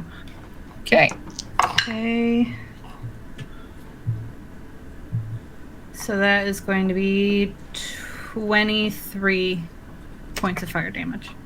Okay, so you've taken a good chunk just by yourself. As you hit him with that, and the fire fades away, you see he's got a hand in front of his face, and you see what was sort of like that cocky charm is now starting to get angry. And as he looks at you, everyone else will notice Marin's eyes have turned this fire like bright red. And as he looks at you, he says, "That's different." All right. And he like readies his sword again. He is focused on you. Kit. Okay, so question, because the map didn't change. Did Ithane run up to? What? Oh, yes. Sorry. To Marin? Yeah. Okay, I'm just making sure before I do what I'm going to do. So let me check this. It's anybody within space of a turn. 5. I just need to check the range. Anybody within 5 feet. Okay, so I'm going to look at Marin. I just watched this hellish rebuke, and I'm going to take out a little pinch of phosphorus, and like, since I'm standing right next to her, or close by, I'm going to like scoop up a piece of the flame that's coming off from all the hellish rebuke, and I'm going to cast Conjure Elemental, and I'm going to conjure a fire elemental directly behind him. That's exciting. And I kind of, as I do it, I like turn to Marin, and I'm like light him up, like, do it. Oh, that's not going to show up very well. And I'm not sure if he goes on my... Well, I can check the spell. I'm not sure if he goes on my turn. I would have them... hold on. Conjure him in. Has its own turns. Okay. So I'll have to roll initiative for him. Go for it. What do I add for initiative? I don't know. Add your own initiative. Oh, I thought it's Dex, isn't it? Yeah. Oh, so his Dex is 3. So he gets 21. He goes at the same time as me. Okay, cool. So he'll go right after you. Yeah. His Dex is technically higher than mine, so he should go first. He is large, so... Yes, large. He big boy. So, Fire Elemental...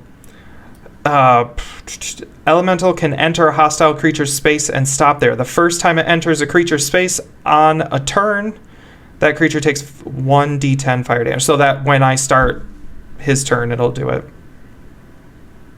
Okay. So that is... from there, I will back up 10 feet. Let me... All right. Let me move myself. So what y'all see is move back as behind Kit Justine. scoops up a bit of this fire and casts the phosphorus forward, the ground splits open, and up from it just wells this pile of embers that catch fire in the open air and form themselves into this hovering masculine form made of sort of the embers through the limbs, and the shape actually made of fire, sort of hovering there with elongated limbs ready to strike out at Ithane, who has turned and looked over his shoulder at it. Moving to the fire elemental. Get the rest of my dice out here. Alright, so I moved back 10 feet, and I am also going to bonus action shift. Okay. So I'm trying to keep track of 17 people's HP here. Plus, I think it's 13, so that makes it 118. Okay. Alright. So go ahead and roll a d10. Oh, because he's right there. Yeah. 8 points of fire damage. Immediately, and he also catches fire. Until he takes an action to douse the fire, he'll take an additional 1d10 at the start of their turn. Okay. And then he's going to make a roary, flamey noise, whatever that sounds like. And he is going to take his multi-attack and do touch twice. So, first attack is going to be 15 to hit. Nope. Second attack is going to be 22 to hit. That will hit. Okay, so it's 2d6 plus 3. 5, so 10, 13 fire damage, and he is super on fire now. Alright. And that he's going to stay right next to him so that he can't, but behind him so that, so that he can't douse himself. I'm also, on my turn, I would have told people to, stay away from him. Obviously, they can see this guy is catching on fire because of this. Mm-hmm. So that'll bring us to Justine, who stands her ground because she can reach him. And she's going to whip out Bull's axe and just go, Kya! Kya! Kya! After going into a rage, of course. Of course. I would like to rage. Yes, you do. Yes, you do. Yes, you do.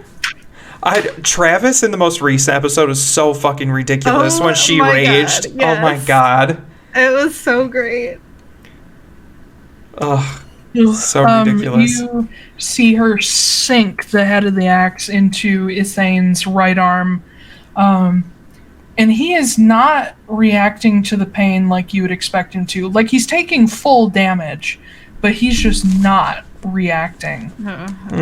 And she takes another swipe at him, but he parries it away with his long sword.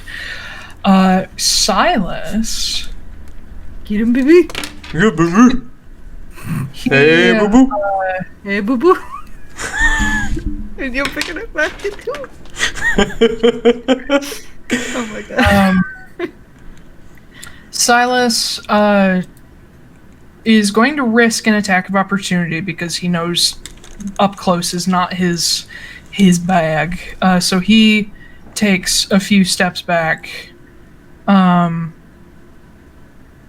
Did Silas just become our cleric? Like our gun-toting cleric? Quite literally, yes. Oh my exactly god. That. He's a gun cleric. He can shoot us to heal.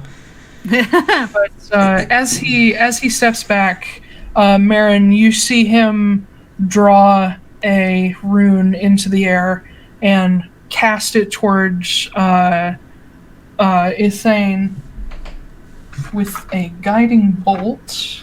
Guiding bolt. That'll probably cast at a higher level because he wants to get some shit done. Hot damn! Alright. That'll hit. And just let roll 20 roll my dice for me here because there's too many. And as the guiding bolt hits, this time Ithane sort of just goes, oh, fuck, and just like swears. And he is now glowing bright white with sort of like a smoky edge to the light. Ooh. The next person to attack will have advantage. Oh. Ow. These two, these two guys are standing back. They have crossbows.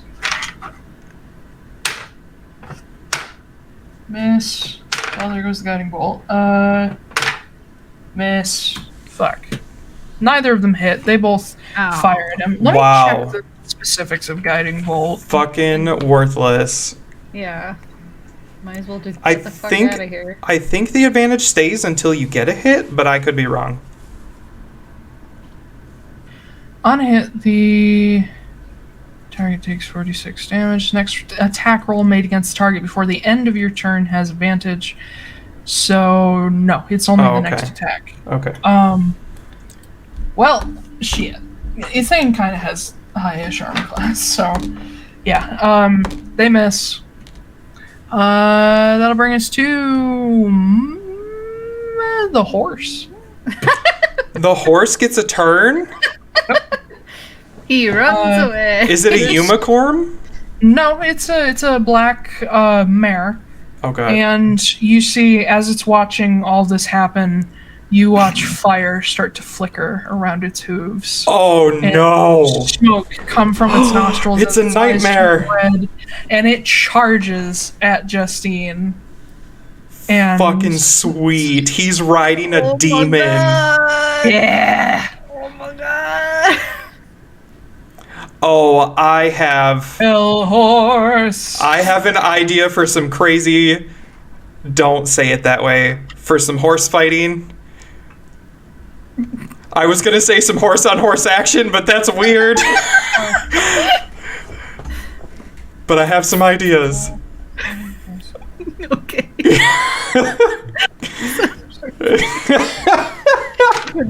That's a different. Yeah, that's a weird side of YouTube. Yeah. Okay.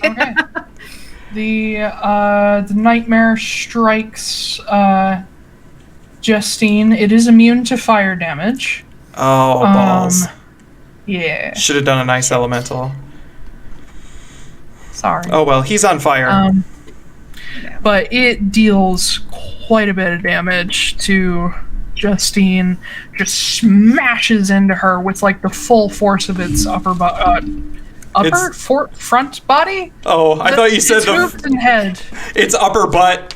It's just full force with the upper butt. It just comes like spinning and just throws itself into her. It does that dog thing when they're fighting. They like throw their butts at each other.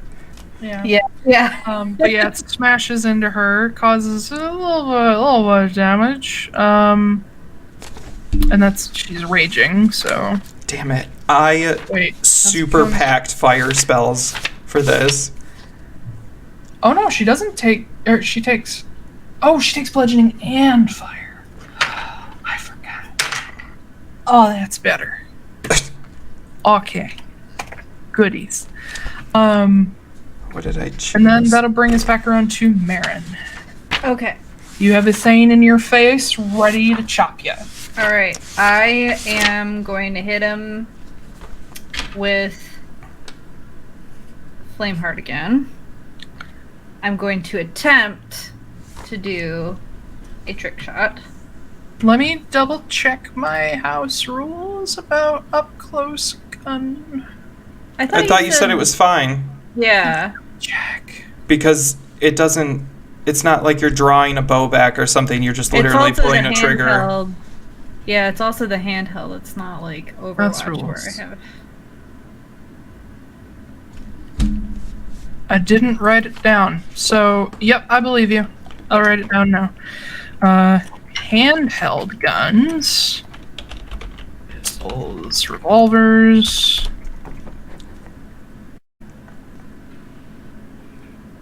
Do not have disadvantage at close range.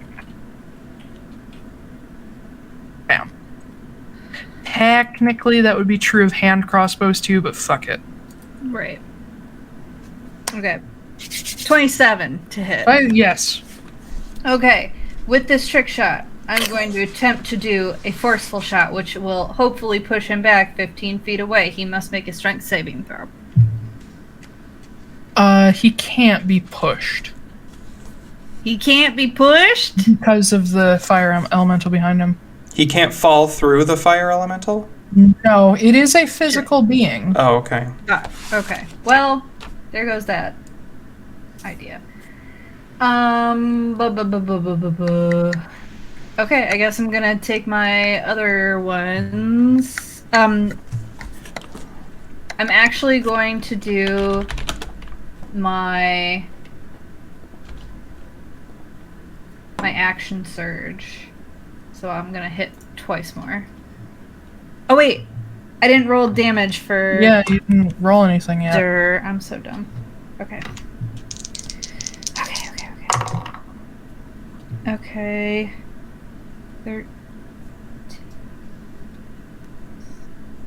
18 for that one. 18 points of damage. Okay. And then the next one's 22 to hit. Yep. And then the other one is 24 to hit. First one does 15 points of damage. And the next one doesn't do a lot. 9 points of damage. And then He's starting to look a little on the rough side. Also, as a bonus action, I'm going to do my second wind and heal myself for 1d10 plus 10. Okay. So 13.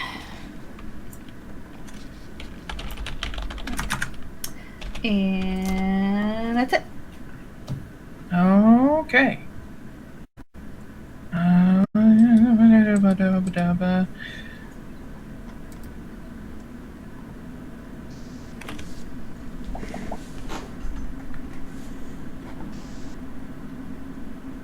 Oh god, what does that do?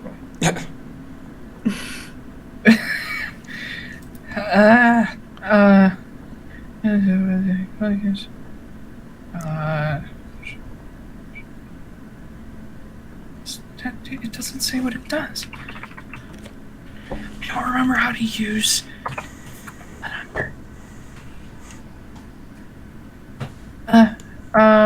okay.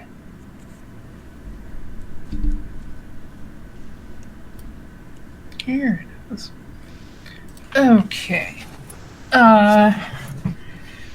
As it reaches Ethane's turn, he is looking a little bit rough. He takes 8 fire damage.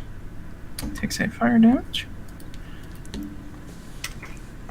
Looking a little more rough and a little crispy. Wispy. Wispy. But he's still focused on Marin, and as he draws the sword back again, he locks eyes with you as you see him nick the side of his jaw purposely with the blade.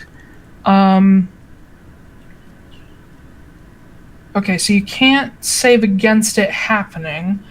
You become poisoned. Ooh. And... Uh-oh. Well, that sounds like a lot. 700 d10. You take... Ooh, that is kind of a lot. You take 24 points of necrotic damage. Oh, fuck.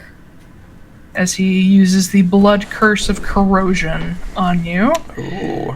And at the end of each of your turns, you can make a constitution saving throw to end the curse. but at the start of each of your turns, or at each time you fail to end it, you are damaged again. Okay. So that's his bonus action. As his action, Oh, Jesus. he reels back with the sword again. He's gonna smack you. That's an 18 to hit. Yeah, that'll hit. That's 10 lightning damage. Okay. That's another 18 to hit Yep. with 12 lightning damage. Okay. Cool. And as he finishes with that second swipe, he draws the sword back again, sort of in a ready stance, and he says, "You can stop this anytime. I don't have to kill any of you." I'm not worried about us. I am. And that'll move us on to Kit and Fire. Fire goes first. So Fire is going to stay where he's at. Okay. And he's going to take... hang on. So first time it enters... Okay, so it doesn't take a... He doesn't take a D10. The creature take... Yeah, okay, so he's just going to do multi-attack. 2 touch attacks. That is going to be a 22 to hit. And an 8. Yep. So 22 will hit, but the 8 won't. Mm-hmm. Okay, and so 2d6. 2, 5, 7, 10 fire damage. And he is still on fire. Because he's made 0 attempt to do anything about it. He's not that worried about it. Yeah, and then that's going to be the end of Flamey's turn. It is concerning me that he's not worried. Yeah, it's slightly concerning. And then it's Kit's turn. So Kit is going to see what's going on with the nightmare. And he is going to, from back there behind Justine, he's not going to move. He's going to reach out and... Oh! What? Marin. What? How many do I hit you so far? How many hits? How many hits have I hit you 4 times, right? Yeah, and the blood curse. I forgot some damage. Oh no. Okay. Never mind, now I'm starting to get concerned about Yeah. me. Add another... He's had 2 turns and he's hit you once on each, so... add another... 12 points of damage. Necrotic.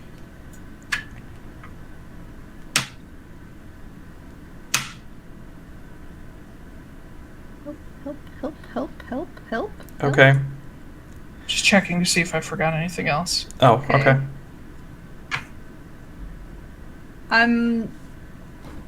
Nope, that's it. Okay. I'm past half done. So. Okay. That's gonna change what I do a little bit. Okay, so Flamey takes his regular turn, and then Kit is going to see that he's wailing on Marin. I'm gonna go actually. Let's see. I'm gonna duck over here, and I am going to look at a thing and cast Blight. Make a Constitution saving throw. Okay. Natural 20. Fuck. Okay. D8s. Give me just a second to roll all these. Oh, okay. 23,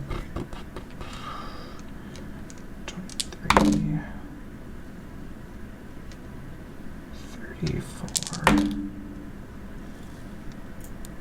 44. So 44 divided in half, so 22 necrotic damage. Okay.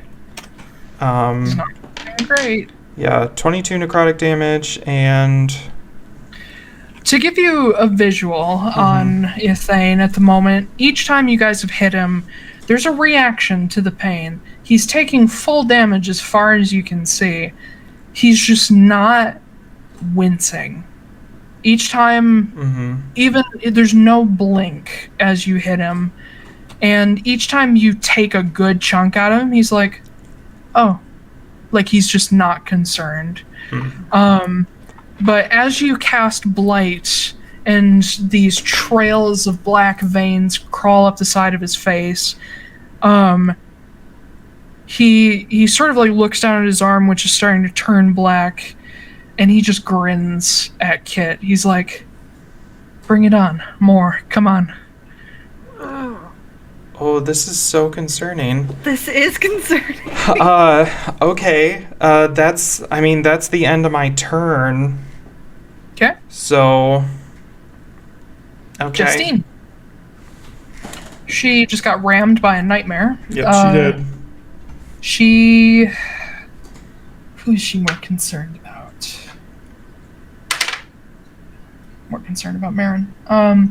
So she's still gonna go after Thane. Super Rage! Neither of those hit. Come on, Justine. Come on. Oh my god. Fucking guidance. I should have had her do Reckless. Yep, neither of those hit. Nope, that's not gonna help. So Silas.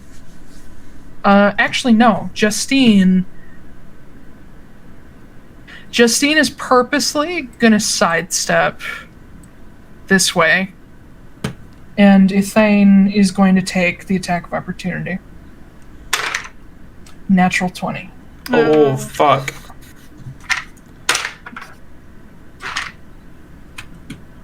Ooh, that's a lot of damage. Okay. We're just gonna kill off the new Queen of the Arbiters. Yep. Hoo boy, Justine does not look good. But as she sidesteps and takes that, she's like, Marin, run! He's gonna get me too with the attack. You can only have one attack of opportunity, one reaction. Oh shit! Okay. She just drew it so you could step back. I didn't know that. Okay.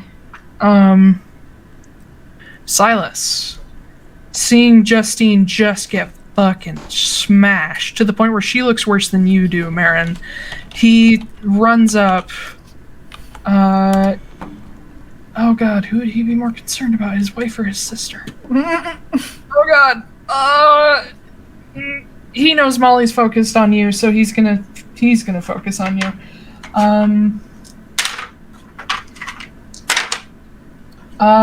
Take back 24 points. Okay.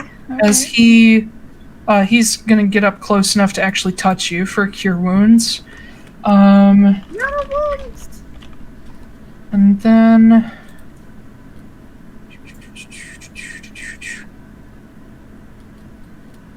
Can he do that? No. Fuck. Can only cast one spell. He's not a warcaster. Okay, so as his bonus action, he's just also encouraging you, like, step back, step back.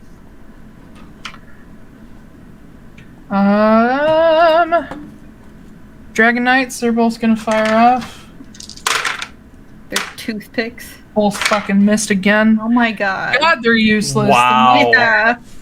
The Nightmare is going to... Its focus is Justine, so it's going to step... No, it's going to stay in place. And smash her again. Holy fuck, that's the third natural 20. Oh my god. Wow. It turns and just throws its hooves and head into her, and she is sent sprawling to the ground. She is out. Oh, fuck. Let me put a little X on her. Boop. Okay. Marin.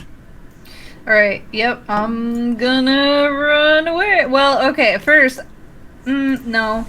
Nope, I'm just gonna run away. Okay, the Nightmare will get an attack of opportunity, but Ethane won't. Shit. Okay. 5, 10, 15, 20, 25, 30. Here. Okay. Holy Jesus! Get rid of that die! Oh, it's the same one that I've been using all along. It's not wasted. Jeez. I don't trust it. It's got it out for you. We're going to pull another Sylphie. No, stop! That's 20 damage altogether. It's okay. I've got Gentle Repose. I will bring you back as something. Great. I'll roll another 5 and you'll be a cat. Yeah, and then Silas will be like, what the fuck do I do with this? Okay. Okay, what are you doing? Oh, yeah, I have a turn. Yeah, okay. I'm going to... Alright, I have one more bullet in Flameheart. So... Okay, I guess I will take the the last bullet in Flameheart and hit him. And then I'm gonna whip out the Overwatch and hit him with that. So for Flameheart, 23 to hit. Okay, and for Overwatch, 24 to hit. Okay, and then for Flameheart's damage, I haven't gotten used Molly in so long. 12 points of damage for Flameheart, and then I'll get my d12s out. Oh, good.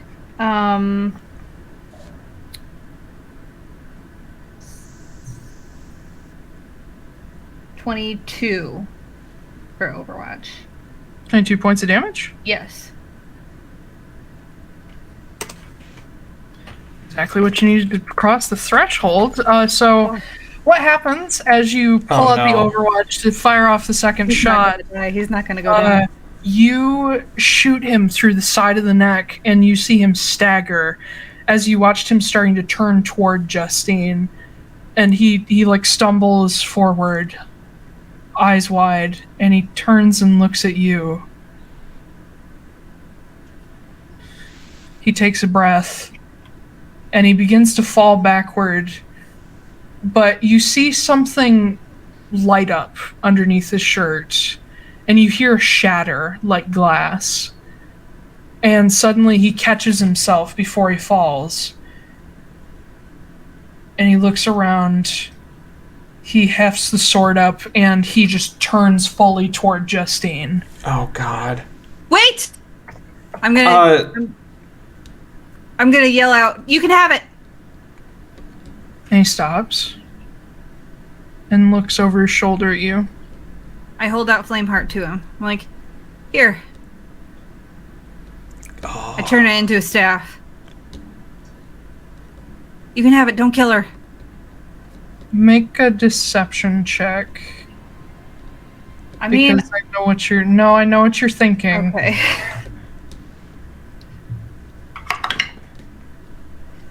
It's not good. 15. He looks back at you. He smiles, and he just keeps moving toward Justine. Anything else for your turn? I don't know what else to do. You're good. It's just an NPC. No! It's my sister-in-law. Okay. What else can I do to convince him? I don't know. You got a bonus action. That wasn't the whole entire bonus action, all of that? Nah. Okay. I'll say again, like, look, I'm giving it to you. Don't kill her. We give up. We surrender. It's not that easy. I know better. And he just keeps going. If that's going to end your turn, it's his turn. He takes 6 fire damage. Yep. Because he is on fire. There's nothing we can do. And fuego! El fuego! We need to run. It's not the fire, it's on fire. Oh, what'd you say? En fuego. Oh, en fuego. Jeez. The fire! Well... Okay, he continues on. He steps out of the fire elemental's circle, so the fire elemental does get an opportunity attack. Oh, yeah. Does it get a multi-attack or just one?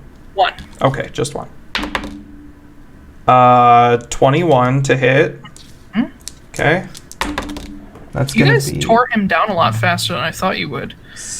9 points of that's fire great. damage. Okay. I don't know. There's... Let me double check what happens when an unconscious creature is attacked. They get 2 fails immediately, I thought. No, they get 1. Advantage on the attack roll. I thought it counts as a crit. No. Successful attack is automatically a critical.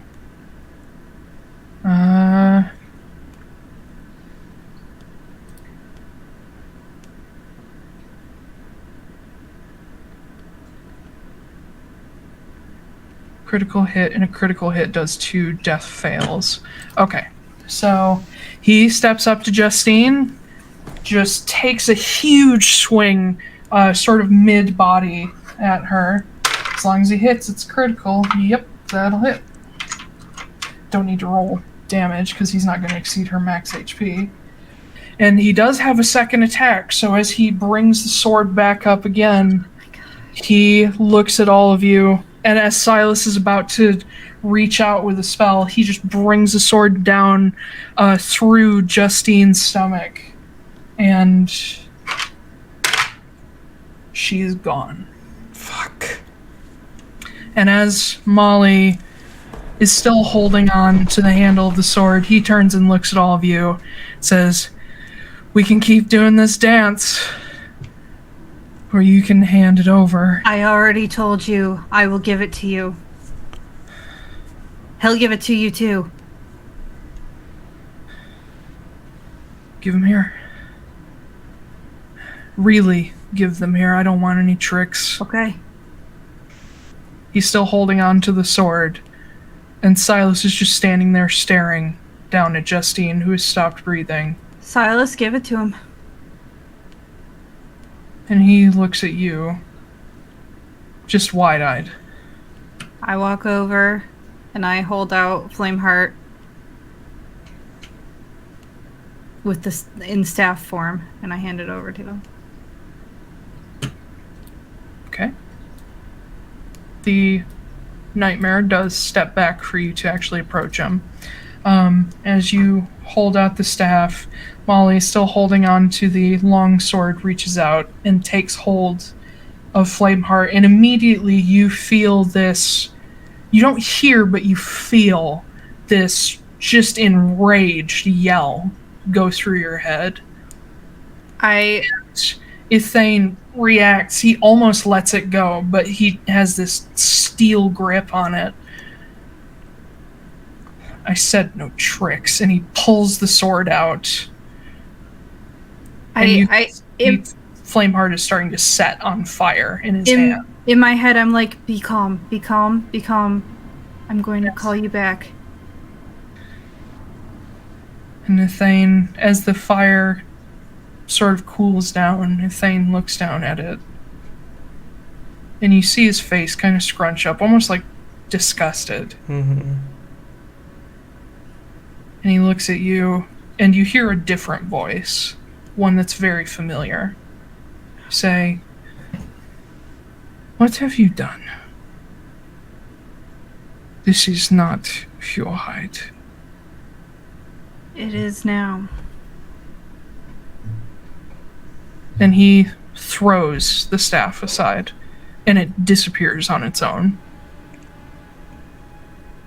And he sheathes the sword.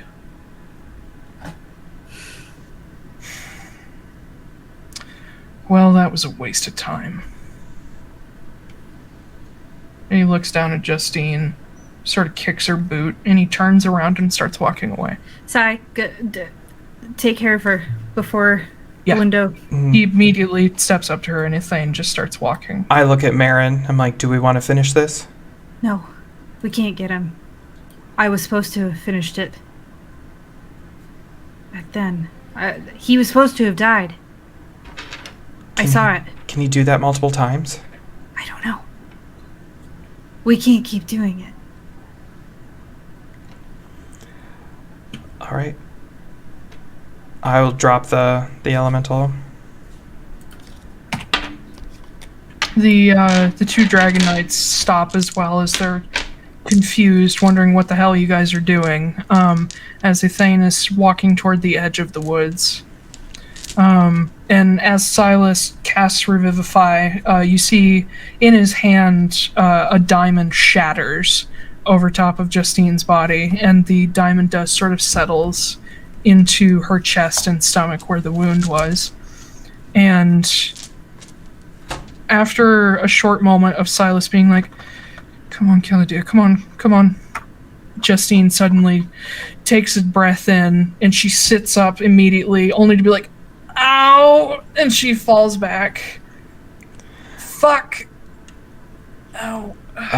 I'll hit her with a Cure Wounds at 3rd level. Okay. But as Ethane gets close to the tree line, he turns and looks... Yeah? 16. 16, okay. Just up to 17. Or, wait, no, fuck, who cares? Yeah. Ethane turns back. Marin, you see him kind of falter on his way as you see him, like, holding on to the earring, listening. And you can see him kind of, like, wincing away from probably being yelled at. And he stops at one point. And he turns back around to look at you, as if confused. I call out to him. He's looking for you. What the fuck are you talking about? You don't know now, but when you come out of it, I at least want you to know that he's looking for you. Who? Your husband. Whatever. And he turns and Justine looks out toward him. He's like, "Haley's looking for you too. Haley and Ansem." And you see Ethane stop again. He turns and looks at all of you and he says, "I don't know what the fuck you're talking about. I'm done with you. Just be glad you're alive. Fuck off." And he keeps walking, and as he hits the tree line, he disappears, and his nightmare goes with him.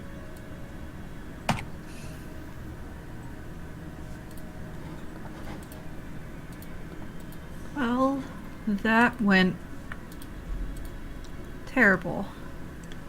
And Justine's just like, yep, it did. I look at Kit, and I go, they know what we did. They don't know how, though. They still know. They have an idea.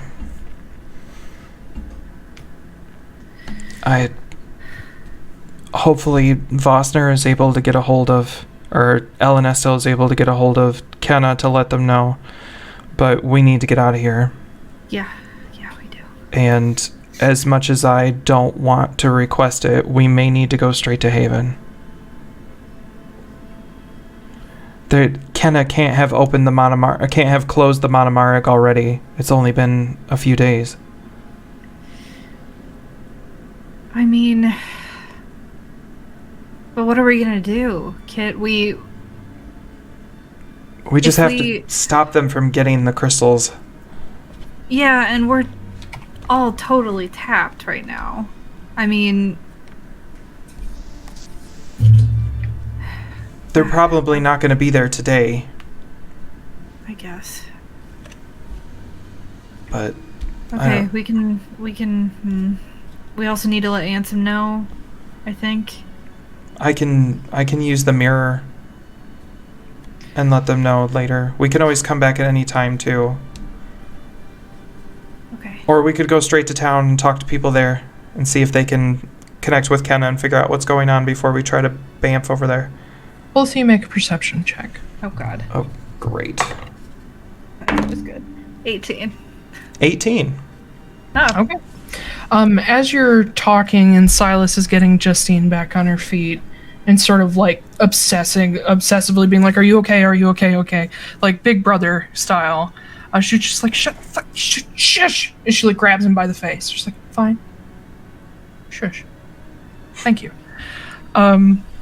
As that's happening, you see at the edge of the tree line, another figure appears. Oh no. I don't like this. And you see a disturbingly tall woman of pale skin, long dark hair. At first you're like, oh god, is that Senna? And then as she comes more into view, you see this long, beautiful black dress, or at least it was beautiful once. It looks sort of old and travel worn. Still looks good on her, but clearly this is a woman who travels constantly. The bottom edge, the bottom hem is sort of ragged, and she's barefoot as she strides through. Beautiful, like porcelain skin, bright purple eyes, her long dark hair trailing down her back. As she steps through, she glances around, and she sees your group. She says, "Oh, well, that's unexpected." And she strides forward, looking over all of you. Says, "I assume it didn't go well." Yeah, could have used your help about 10 minutes ago. Well, when your wife needs you. And she steps past the lot of you toward the cathedral. And you can already hear from inside the cathedral Felix making noise, like squeaking, like he knows she's there. And you hear her call as she's walking along. She's like, "I'm coming, darling, I'm coming." And she just steps into the cathedral, just leaving you guys all out there. I turn to Marin. I'm like, I already don't like her. Yeah, me And either. Justine looks at you like, "I thought you liked assholes." Not that kind. Well, we'll see what she's like. I mean, she's the queen of assholery, so... I think we should probably... Do we want to talk to her, or do we want to just get out of here? We need to leave. It's like almost midnight. I'm exhausted. Can we like chill here for a sec? For a second, Hey, but I English. Yeah, I was Yeah. about to say. I can take us back. Thanks to you. I can take us back to Constanos immediately. Do we want to? God damn it! She's not American. Silas. I'm just gonna switch to Silas. He's easier just saying fucking character as long as Bull's not around. Says, do we want to check in with them before we go, or are we just going? What do we have to... The only thing they need to do is pay us, and I can get that from them. No, let's get it from them. They said they were gonna pay us. Okay. And as you guys are sort of gathering yourselves, you see Lord Saris or Seomat step out the main doors, looking around for you guys. Says, that was terrifying. Thanks Yeah. for the help. Yeah, thank you. I didn't know if he was going to try to attack the cathedral. I'm sorry. We need the rest of our payment. Yes. And he motions you all inside, and he goes off to a side room as you guys are just kind of sitting for a moment. You see the woman at the end of the room with Felix, and she's on her knees on the floor, sitting on a cushion, just sort of stroking the fur along his spine and talking to him in Draconic, which I don't believe any of you but Silas speak. Nope. And as Urseomat comes back with a pretty hefty bag of platinum, the woman comes back and she looks at Urseomat after he sets the bag down. She says, "Oh, you look even worse. Oh boy." She sort of looks him over, and you can see there's a closeness here that Urseomat doesn't show, but she does. Like, he's much more proper.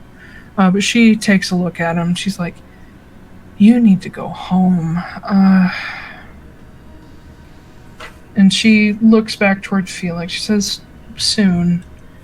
Your mother's going to want to see you. And he nods and sort of says, I have a little bit of business left to take care of. And she says, oh, I know, you're always busy. She turns to your group and says, thank you. It is deeply appreciated. And I'm roughly aware of who you all are.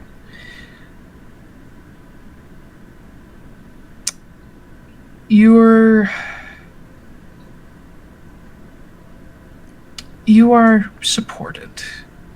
We see what you're doing. I mean, it would be nice if we could manifest that into actual support, but... And she looks across your group. She says, well, there is a demi-bear in the way. That's the problem.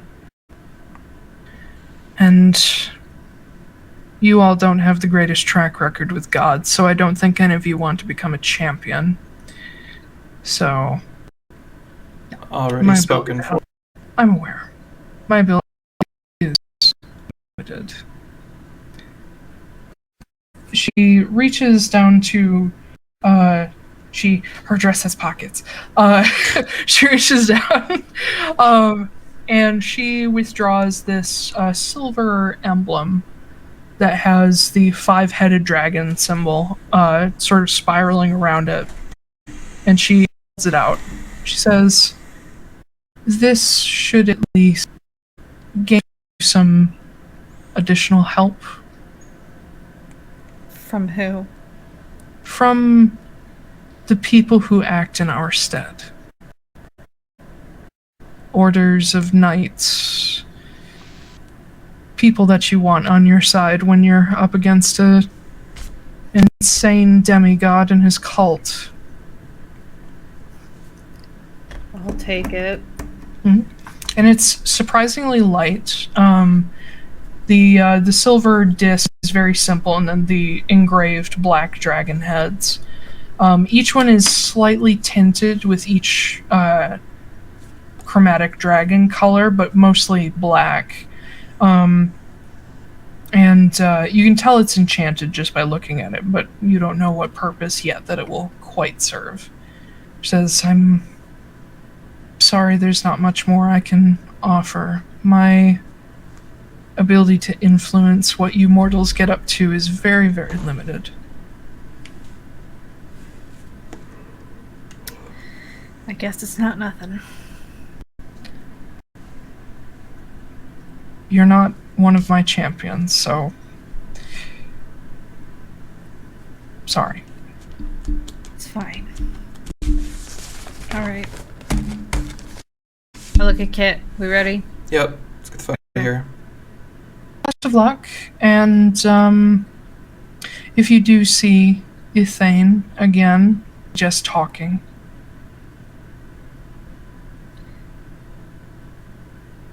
Whatever. Marin Thank you. doesn't say anything. See ya. And she just smiles, knowing that you think she's full of shit, but she just smiles and continues about her business. I did try. I muttered to Silas. I'm like, I did try talking, and he didn't want to talk to me. So You didn't try for very long. well, what am I supposed to do? He just. Well, they're fighting. They're not fighting, Silas is just They're like... not fighting. You said a couple words and then you shot him? No, I didn't say a couple of words. It was like. Also, y'all didn't help. I was just standing there like an asshole, saying No. stuff. I can't believe you let him walk away. I was about to turn you into a T-Rex. What? That would have been cool, actually. Right? Well, you didn't tell me you were gonna turn me. Well, I wanted the element of surprise. Oh God. Surprise. I don't think we would have taken him out, even if we did that. You could have eaten him. Didn't want to eat him. Also, if you eat somebody while you're a T-Rex and then you... Is. Would he? Maybe. I don't think he would. If you digest them long enough, maybe. Yeah. Oh, God. Lasts for an hour. I'm sure T-Rex has very strong stomach acid. I don't want to think about We should get the fuck out of here, you guys. Yeah, let's. Please. You guys, and as it's getting on to midnight, you head out. After midnight. Where are we going? Are we going to Haven? Are we going to Constanos? We're gonna go to Constanos first, and we need to check in with Kenna to make sure that I can still get into Haven, because I don't want to try to bamf us into the middle of nowhere. Okay, we'll do that. We'll do that stuff real quick before we end for the night. Okay. So we'll step outside of the Arbor Vitae, and I'll just pick the first tree, like, right next to that emblem, so if we ever need to come back, we can. And I will... the Arbor Vitae? Yeah, that's what I said. Yeah. The Arboretum, that's what it is. The Arborito. Wasted away again in Arboretum. Noville. What happens is, as you guys make your way to the tree line, the moment you cross this threshold at the edge of the village, you blink and suddenly you're back on the trail, and all the trees are back to their summery green, and it's hot. I will pick the first tree that's big enough and cast Travel with Plants, and I'm going to take us right to the center of the Temple Ward so that we can go straight to Vosner and Alanestal. Okay, so you're going back to... Are you going to Firevale, or are you going to Mathine Tower? Yes. That not... Mathine Tower is where Vosner is, yes? Yes. Okay. But where... It's where he met you. Firevale is where the graveyard is. Oh, then we're going to go to Mathine Tower because we want to be close to Alanestal because he was. Okay, yeah, Wine and Temple is sort of halfway between the two. Yeah. Okay. You cast your spell and y'all jump through the tree, and you pop out into the courtyard of Mathine Temple Tower. Oh, thank God, the tree's still here. Yep. The grounds are almost completely deserted except for a few guards walking around because it's midnight. Several of them stop and look at the lot of you and is like, what the fuck? Oh, okay. And they just keep on going about their... Yo-ho. It's as quiet as the city's gonna get. Alright, let's go find Alanestal. Okay. You guys head toward Wainan Temple, way to Firevale. When you get there, the temple is... It's not closed, because temples don't really close. But there's only a couple people there. It looks like guards, actual temple guards, in these sort of purple and silver outfits. And as you approach the door, one of these, what appears to be a paladin of Ioun, stops you guys and says, can I help you? Yeah, we need to speak to Alanestal right now. Oh, she's at home. What is that? It's up in, hold on, let me look at the map. I'll bring you guys back to Constanos. So you guys are her. Wait, there. Okay. Would they live in do they live in Obsidian? I don't fucking know. They used to live in Corica, but after... Okay. He gives you some pretty quick directions. That is like a street down. Mm-hmm. A few streets to the south. At this time... Well, thank you. And bye. Okay. And you guys head south. Right. After all that, Faf, you get to the described building, which is a 3-story sort of Tudorian house. Very, very what's the name? The Novigrad-esque in The Witcher. And you step up and you knocking. What are you doing? Yeah, I'm knocking door. Allie! And after a little while, eventually... So we fought with Ithane, so it shouldn't have been that long since I called them. No. Okay, alright, continue. Sorry. But they're at home. Yeah, she's kind of slow. She's old as hell. The door opens up, and Ellen Estelle or Vosner open it up. Instead, it's a slightly younger, half-orc woman, a little more on the pale side than Vosner, but she looks a lot like him. And she steps up, and she sort of crosses her arms, looks at you guys, says, "You guys look like shit." Thank you. Can I assume you're here for Mom and Dad? Yes. All right. One sec. They're in a meeting, and is it with Kenna? No. Okay. Who's it with? You follow me. And she brings you guys in, and she brings you to a hatch in the kitchen that leads, and you can see lights on already down there, electric lights. And she leads the she leads a set of stairs into stone cellar, and then attached to that cellar a barred door that she unlocks and opens up. Here, there's a large table with several seats all around, and you see Vosner, LNS, older tiefling woman. You see D. You see, who else would be here? Who's part of the group? You see Jessa's son, who... Wait, neither of you... Have either of you ever met her? We met her. Yeah, Jessa's son. Amanda, your husband, Charles Grimm. The folks that look like them, you assume children. You see... Is Ansem there? Yes, Ansem is there with Haley. Okay. Who else would be in here? Oh god, I think... You do see a familiar face. You don't know them personally, but you see one of the sentinels that you recognized on the bridge in Haven. It appears to be a sentinel of Harkin by their heavy armor. And you see a couple other Raven Knights in here too who look higher rank. And that's... I think that's all the important people. I think that's all the important... There's a lot of people in here. And as the door... all the talking stops, and Vosner stands up. Oh god, you guys. Yeah. Barely. Ithane is a little. He apparently can resurrect himself. Both Haley and Ansem look at each other, and Ansem stands up, and Vosner says, "Don't you fucking dare! You're not walking. No idea who you." He literally has no idea who any of you are. Mention both Ansem and you see Haley kind of deflate a little bit as you say that. And Ansem looks at Vosner and says, "Then we need to go. It's going to hurt to break the tether."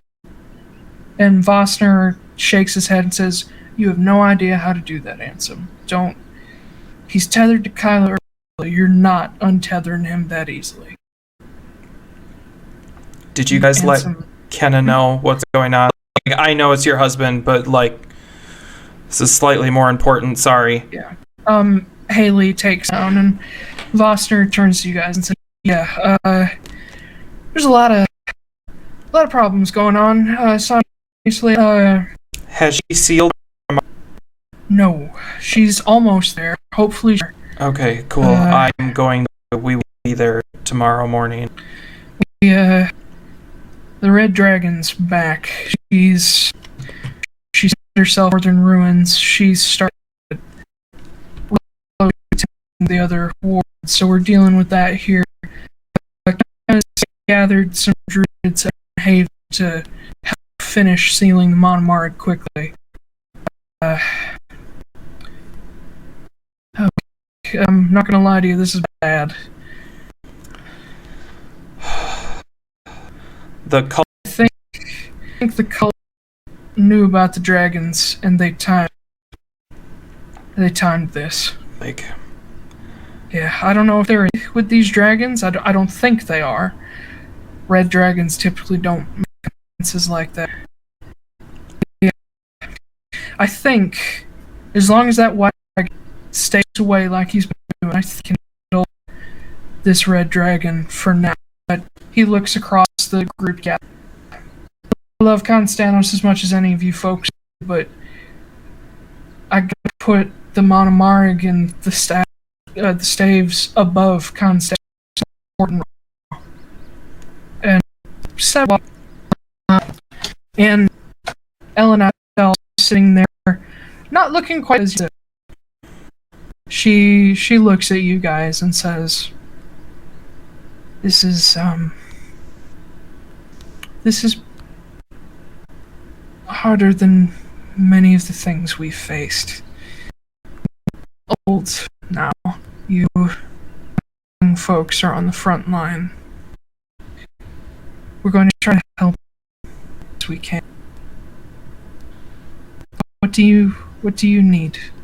Where are you going? I look at D and D, have you been given this? Which staff were you? The Ordenhide. Ordenhide. She says, I was literally on my way to get it, and Good. This all went down. You can come with us because that is top priority now that it is out of the game. Well, hold on a second. Has Kenna told you what is going on with that? Enough detail that I get it, not enough that someone listening would understand. Okay. Gotcha. I think I understand what's happening. So you're willing to do that, then? Who the fuck else is gonna do it? I'm wondering if... Kit, I'm wondering if... Which other... We needed 4 other people to... Well, yeah, on top of us, or us 3, we would... Oh my god, okay, this is so hard to keep straight. So, Kit has 3 more staves, and Senna has 2. She's the core, and then and Navuna. And Navuna. So she's got to take 2 more, and then we'll need 4. Yeah, we'll need 4 people after me and myself. Yeah. But we also still have to give away Taiylor. Start taking as many of these things out of the game as possible. Agree. Well, can't. I don't know if any in rather young-ish people who might be willing to their entire life to protecting. We're trying Del and Dane because they have 9 very high priority people chosen for their sacrifice. And once we get the Dark Staff away from them, we could take out the entire cult. If there's no more Olgar Highland for them to worship, then...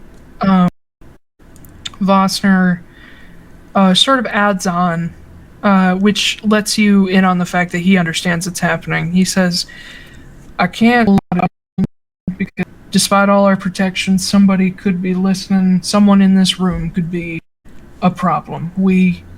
But a way to leave out of the equation and detach them. But they require a new attachment. I volunteer immediately, but I'm old. And Ellen Estelle kind of nudges him and says, you wouldn't volunteer anyway. He sighs. He's like, I don't know. And he looks sort of among the young people in the room and says, I can't ask any of you, but is anyone willing to take on that responsibility? It's a lot to ask, but you would be making sure it's new. Also, it doesn't have to be anyone in here. No, it doesn't have to be. Haley's forward on. I'll do it. How old is she? She's like 35. Okay. Says, you will not. And she says, you don't get to tell me what to do. Dad. If this can break together, I'll do it. Is there a specific stuff in mind? Should I pick one? I'm gonna leave that up to Kenna. Yeah. Because as far as I know, Kenna's gonna have to be the determining factor on these. Okay. If Kenna doesn't really bring with her, I'm sure I think that should be okay. She's like fucking stupid. And Ansem just quietly is like telling her, like, don't, you have children. And Ansem, shut up. Jesus, alright, he stops and Sorry, but you don't get to tell her what to do. It's her choice. Haley puts a hand on his shoulder and says, no offense, Dad, but you're too old for this. Because I know if you were younger, you'd be doing this too. Alright, I guess I'm coming with you folks. Vosner, and she like pulls off her sash and he takes it. He says, I'll handle your crew. The group D joins you guys. And you can hear among Jessa and Charles' children, they're all talking amongst themselves. Like, you don't hear any of them necessarily willing, but they're sort of talking about maybe people they know. And Jessa looks at you guys and says, "What? A shot in the dark, but do you think they could attach to a Warforged? In the event of an emergency." Does a Warforged have a spirit? Yes, they are people. It just takes Then them a while probably. to build themselves. It's possible. Well, if you run out of people to ask, I have a particularly helpful Warforged who would potentially be very good for this. Are Warforged, I actually don't know this, are Warforged, like, immortal? No. They don't really... they do age. Like, they burn like any machine. So, if they're kept in good condition and not killed by another mean, because they really eat, they could be immortal. Okay. But the flip side of that is that Warforged are, while they do become people, Atlaran, when they're originally built, empty. They sort of build their Okay. own soul based on who they're around. Interesting. And you guys know that Jessasan is the only world currently who actually builds Warforged. She has a reputation for having taken the knowledge from the pre-Calamity times, because she was alone, and using that to create Warforged. She usually lets them do whatever they want, but a lot of them end up working with people she knows and actually having servants. And over time, they build personality. Okay. So, yeah. Yeah, okay. That's something we can definitely keep in mind. Would be I think a couple who would be really good-natured and will keep me posted. That kids and said, I don't think any sons up for this, kids. I appreciate your bravery. Other ways, and they all kind of nod. We don't have to decide this all right now, but 2 more taken out Yeah. is 2 more. The translation, anyway, because it's... we could use a way to communicate if any of you guys can help us with that. They also look amongst themselves, and Charles, this older human man, famous inventor, looks up and says, I think that think we can reach out to Lysander and see if he has any ways of sending messages of a distance. I don't know anything right now, but I can call in a couple of favors. If I think, who am I sending it to? You can... Can you send it to anybody, or...? Yes, as long as they're on the same plane. Oh, then you can send it to me. Alright. Will do. I'll contact him after this and have him... Have you met him before? Courage? Yes. I have not met him personally. Yeah, you have. I was Jax. Have you? Neither of us have met him personally. No, Marin hasn't. I was Jax when I met him, so... No, I believe you did. Because Sylphie was staying at Courage's mansion when... Oh, yes. When Kit was introduced. Yeah, so you're right. You would have. Just briefly, but yeah. Yeah. Charles nods and says, I'll give him a description, but it should be easy for him to send it to. Okay. Yeah, that... I don't know if there's anything else I would actually ask for beyond if there's someone here who can get us to Haven tonight. And I know we need to rest at the same time. When Haven and we can rest there, at least we can be sealed inside the Monomarig instead of outside. All eyes pretty much turn to Ellen and says, I don't have anything left. Okay. D says, how many of us are? He sort of does it. I can do it. Okay. I'll be up to afterward, but That's I can do fine. it. There's places for us to stay inside the Monomar. Once she seals it, I can't get there because I have... Okay. I can get us there. Pretty no.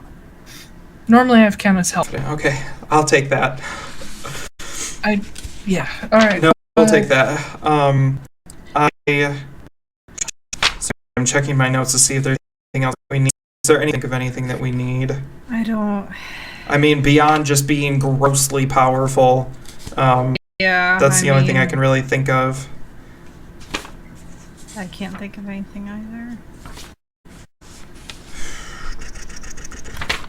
Yeah, because you already asked about something for communication. Yeah. We already have anti-scrying stuff. Yep. I mean, that's... Really, we need to get... Okay. Yeah. Well, you guys gather the four in the main group. You got Haley, you got D. Yep. Oh, Vossner, can I keep this mirror until I have a chance to get something else in case I need to send you guys a message? Yeah, absolutely. Okay. I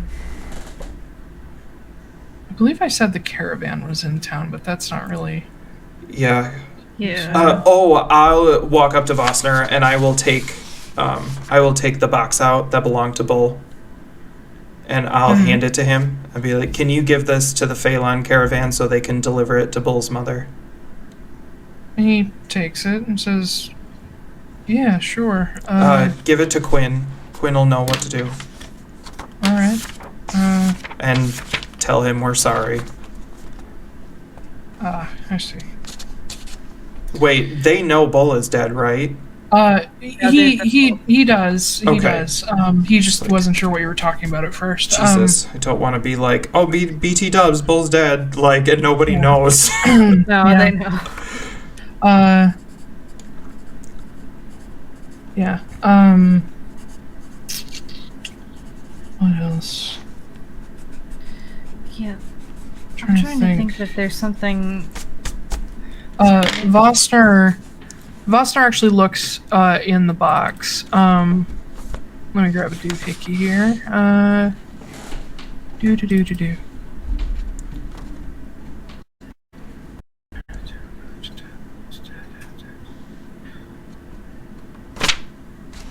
He opens up the box and sees the the items inside the ring, the medal, and the leather-bound book.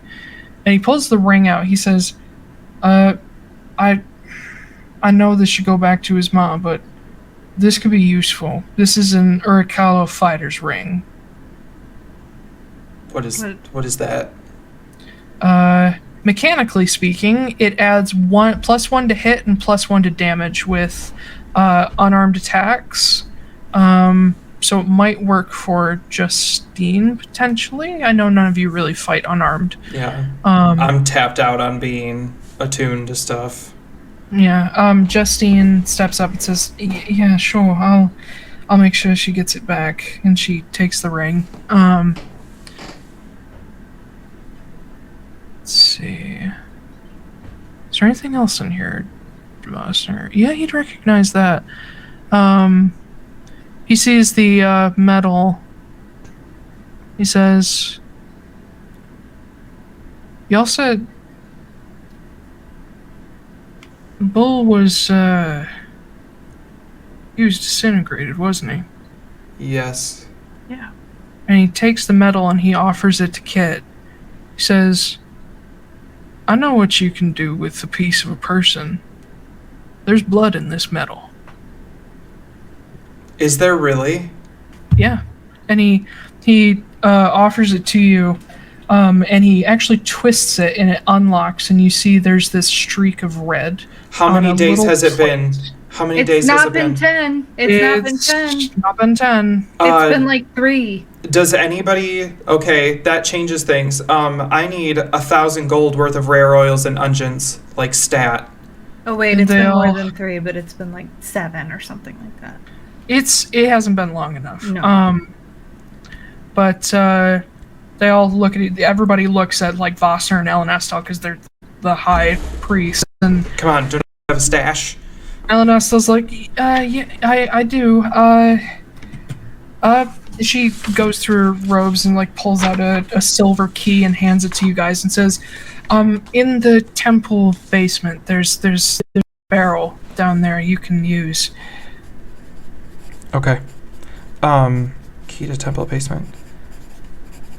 Okay, I've been really mean to you guys lately. I wanted to be nice. So, I'm gonna go raid your stores. Yes. And then I will bring him back to life tomorrow. But if we could stop by there real quick tonight and just scoop it up before we leave. Yes, go. Okay. Everybody, D, thank you. Everybody, you guys are great. Fuck off. Let's go. Alright, you guys zoom on out of there to Wine End Temple. It doesn't take long to get back. The guard is like, "What the fuck are you all?" And you just go back in. And with the key, you just pull open a hatch. You go down into this basement. And you find a very orderly sorting system. That there's a number of items down here. All of them, or most of them, are locked away.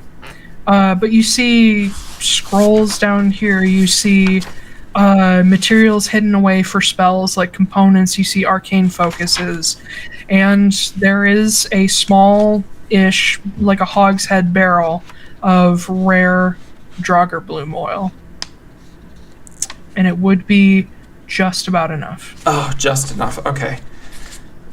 1,000 G of Draugr bloom. Before we leave, I'm gonna look at those spell scrolls. Okay. Of the ones that you can ask some way, you find one Mass Cure Wounds. Okay. Hold on, let me check the spell list. Find a... What does that do? Let me double check.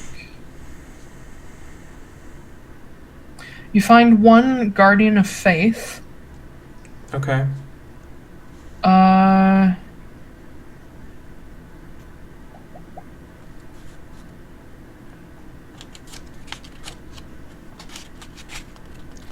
No, not that.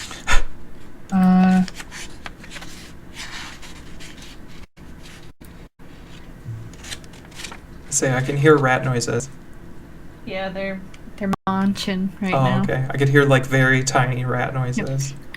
And you find one... Oh god, what the fucking fuck? Wrong spell. It's not that. Whole bunch of cleric spells.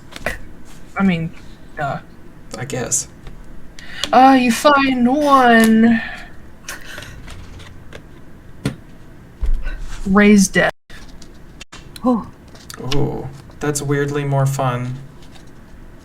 What is... Hold on. Raised Dead, you actually need bodies, though. It doesn't just, like... Let's see. It doesn't just create undead... Yeah, dead creature you touch. Yep. I kind of turned to make it, as I want to take some of these. If this dragon attacks, they might need them. These aren't really going to help us too much. Besides the cure wound, we can do that already. It's fine. Okay. We'll just take what we need for both. Okay. We'll take the oil, and I've still got the key, so if we need to come back and steal more shit from LNS, we'll fine. Okay, well, don't phrase it like that, I guess. What was this temple called again? Wynan Temple. Wynan. Wynan Temple. Cool. Just going to put that in my inventory. Temple of Ayun. Did you say there were some scrolls that were locked away? Yes. How many? A handful. Each of them has their own glass case. They're bundled up. Does that key work in... It'll work in any. But I can only use it once a day. So I'm just going to pick a random one, and I'm going to unlock it. I will roll whatever, but I'm going to use the Senna's relic to unlock it. Wait, which one? What's it called? The Relic of Senna, the black and gold lockpick. Yeah, fuck. that's been for so long. I've had this for so long. Oh, god damn it! It's the bucket all over again. Oh, you're so fucking lucky. Hold on. I don't know what's in these cases. I have been holding onto this thing forever, and we have not come across a locked anything. Yeah. And I also have proficiency in lockpicking, so like I'm a double threat. Black gold lockpick. Nope, that's the mirror gauntlet. Okay. This is why very detailed inventory. I totally about that. Oh yeah. No, when I stole it on Mar, like, yeah, no, So- I never gave that back. Yeah. Tell me, I think I've changed the description when I gave it to you. What does it do? From my remembering, write this description down. My remembering was that you could use it once a day to basically unlock something automatically. I remember he didn't really he could just like pop in there and Yeah, I could just use it. It wasn't like a roll, but you could only do it, and then beyond the once, you can just use it as like a regular lockpick or something. Yeah.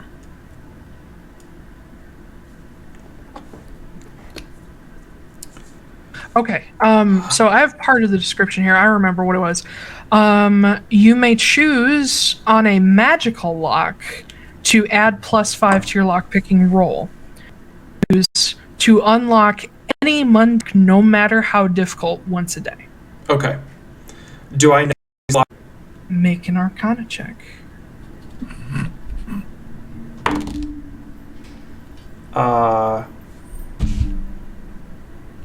Eight. You have no fucking clue. And I Detect magic? Okay. Yep. 2 of them are magical. Well, I'm definitely picking one of the 2 magical ones, and I will roll whatever to just get a random one. Roll lockpicking. Are you proficient? Okay, so roll lockpicking and add +5. That'll expend the charge. Okay. Oh, not a great roll.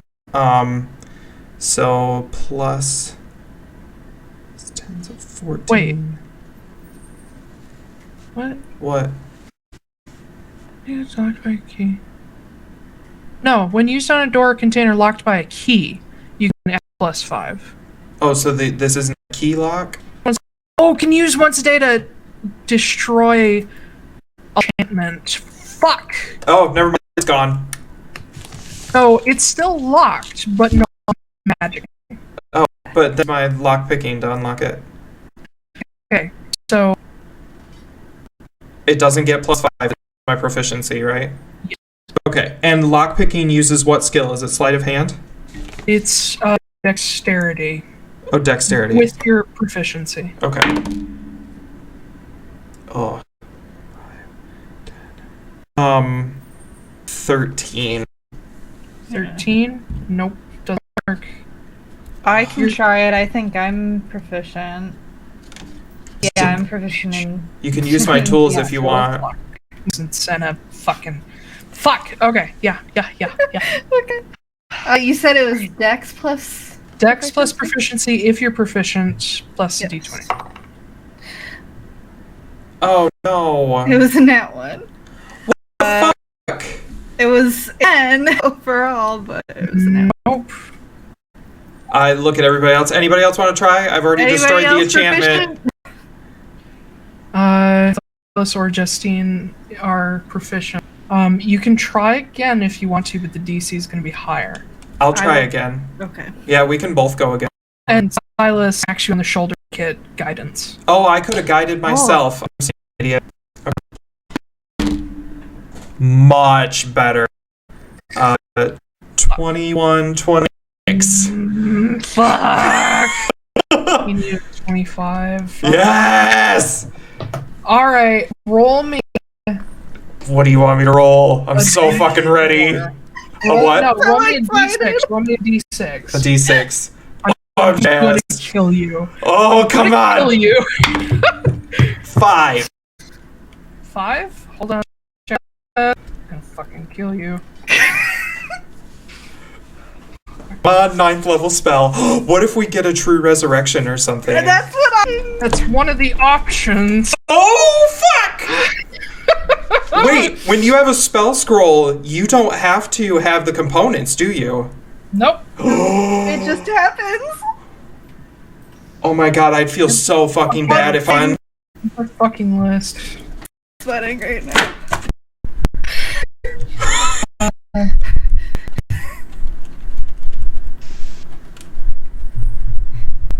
Oh, you're killing Okay, me. Killing it's me. not true resurrection.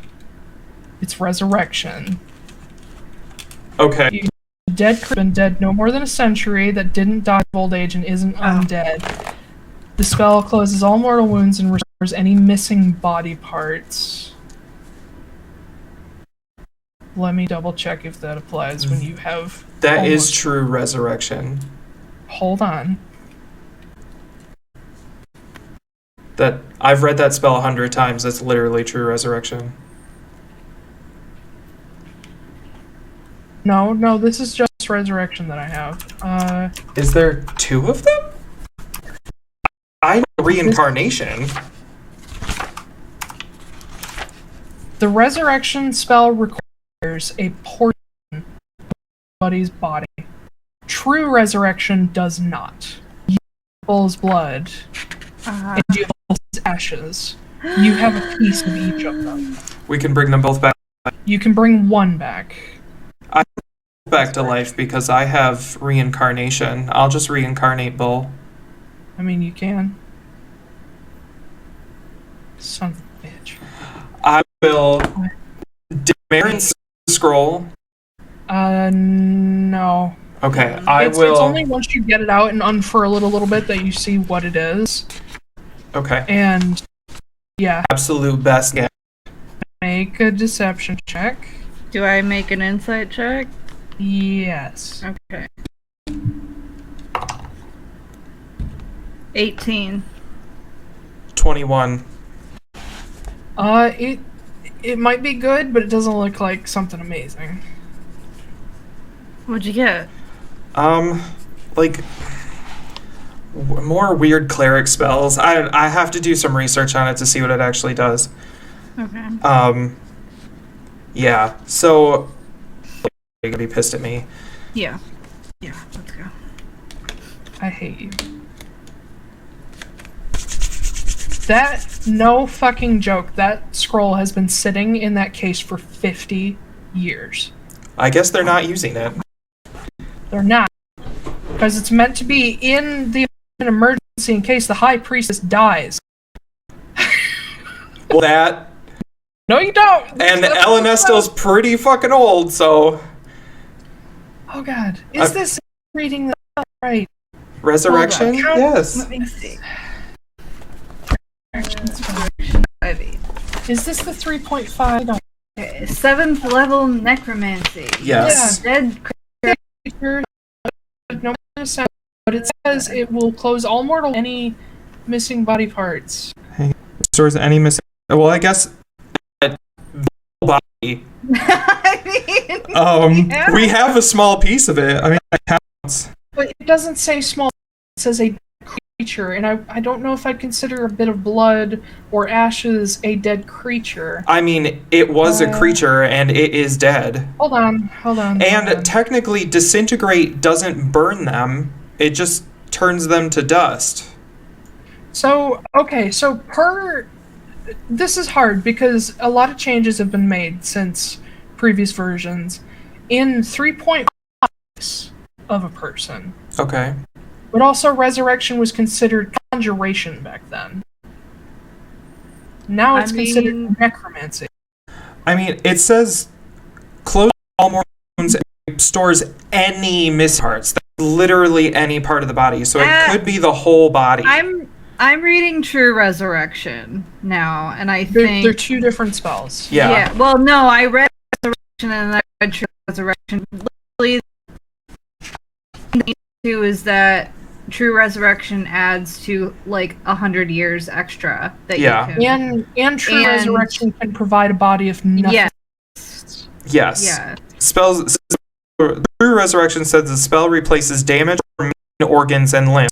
If the creature was undead, restored to its undead form, it can provide a new body if the original no longer exists. So I think resurrection might not work. Let me see if I can find some advice on Wizards of the Coast Twitter. Oh god, we've gone so far over. We're so far at that it just anymore. Yes. Oh, sorry. Resurrection.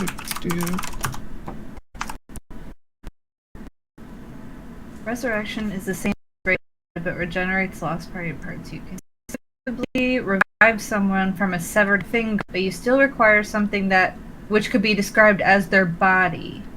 I mean, ashes? I don't know. I'm still fighting that. But by what measure does a body exist? Someone killed by disintegrate is reduced to a pile of fine So disintegrate. I am looking at a forum with answers that people are talking about it, and they say someone who has dead casting resurrection might do the trick because it says restore any body parts. So perhaps DM will be generous and say that if you bring some ash. Disintegrate specifically requires true resurrection or wish to bring them back, though I will allow reincarnate because you're just creating them a whole new fucking body. Okay. Okay, so it does require... True resurrection could rebuild the body based on a finger. That's here. But what? Why would that... Yeah. There's a lot of goof. Not clear enough. No, you're right, though. With it says, creature can be restored to life only with a spell. Right, and I have this rule of reincarnate as well. Okay. So that could work for dust, but for blood, because that's actually a part of the body. It's not just reduced to ash. I'm gonna say blood is valid for. So bring Bull back as he was. But you would not be able to bring Sylphie back unless you had blood or hair. Well, no. Unless you reincarnate her. No, we can't do it because it's within days. Has to be within reincarnate. True. Too late. No, it was Marin that cut her hair. Yeah, that was Marin. I mean, I could scrounge up and see if I can find a brush or something. A single strand of hair from Sylvie. Yeah. I don't know. I mean, That's not a bad idea. that's actually not a bad idea. You still have all of her stuff. Yeah, I do. I would say that's very possible that you'd have a strand of hair or something. Okay.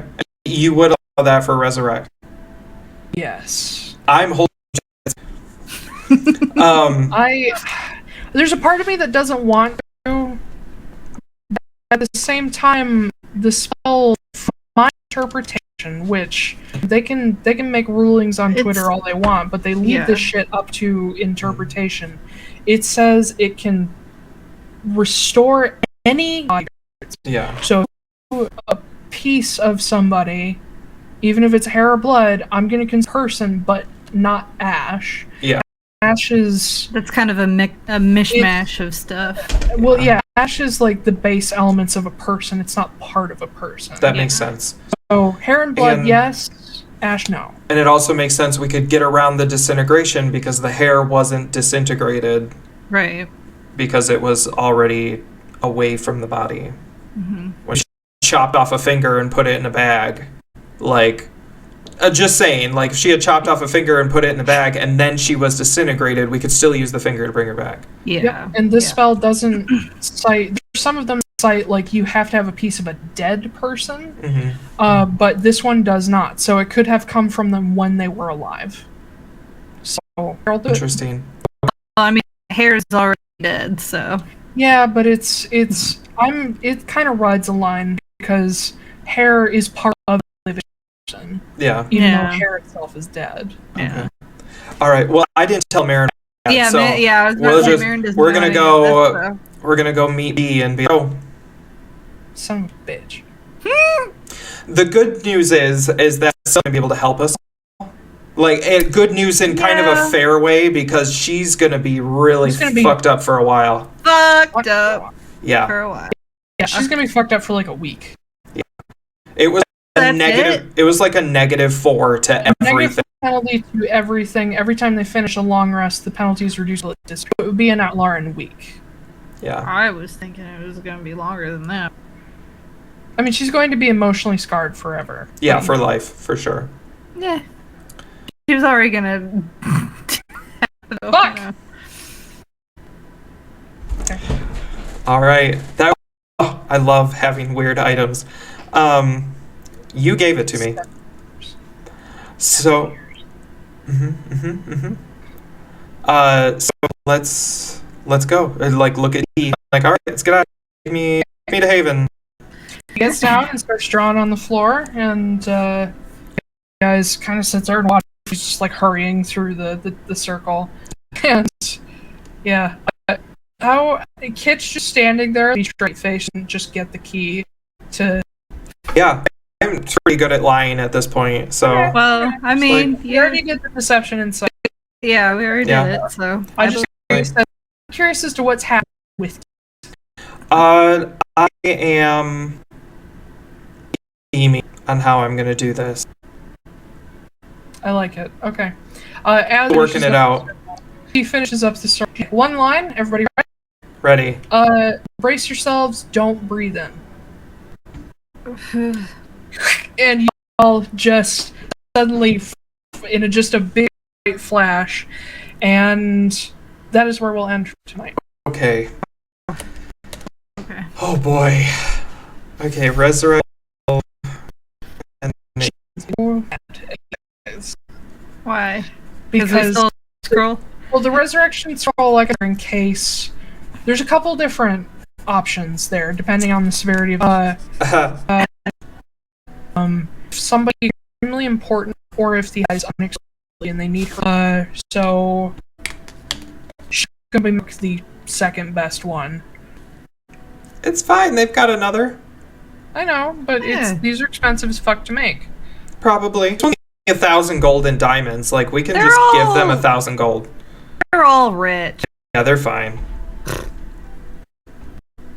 Yeah, I mean, by the time you get around to whomever you're gonna bring back next, you'll probably be high enough level to actually cast the spell yourself. Mm-hmm. Level up. Woo! Yay. Hey, another level. Level 13. Yeet. Yeet. Alright. What happens at level 13? I think level... Oh, no, nothing. My efficiency goes... And my first 7th level spell. I literally have nothing. Oh shit, if you were a cleric at 7th level, you could cast Resurrection. No, I know. That's funny. I can now cast Fire Dodge Arcane, Shift Regenerate, and Reverse Gravity. I can now attack 3 times per turn. Nice. Yeah. So you level, you'll be able to resurrect people. That's true. Ooh, Regenerate does 4d8 plus 15 healing. Yes. That's kind of awesome. Then the target gains 1 hit at the start of each of its turns for 10 turns. So it gets an additional 10. And then it also restores severed body parts. Yep. After this. Our storm is going to happen, just PS. Efficiency goes up. Oh, my initiative went up too. Silas is now a 9th level cleric. Oh yeah, my proficiency went up. Oh shit. And a level. D8. Oh, yes, I get maximum HP on this level. 11.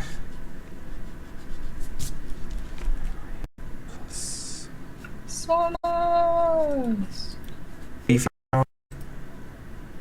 Yeah, I am too. I have 132 hit points. I've got 119. I'm actually doing really well. Hell yeah. Ooh, Silas has Raise Dead. He has Mass Cure Wounds. He has Legend Lore. Flame! And he can scry. So the proficiency bonus now means the up proficiency now means that I have a plus 11 perception, Nice. which is awesome. I got plus to acrobatics and in stealth. I've got plus 11 to survival, perception, insight, Wait, and what animal level are you handling. 13. Yeah. Oh shit, Silas should be a level 10 cleric. Whoops. Oh, 8. Oop. I forgot to level him up correctly. Okay. Oh, and now my passive perception. Oh my god. I see everything. My passive perception is still 12. Oh. I haven't had a chance to add any stuff because I'm only Gunslinger level 11. Nice. Ooh, and now my Do spell DC is almost 20. I'm so close. Plus 11 to spell attacks. Jesus.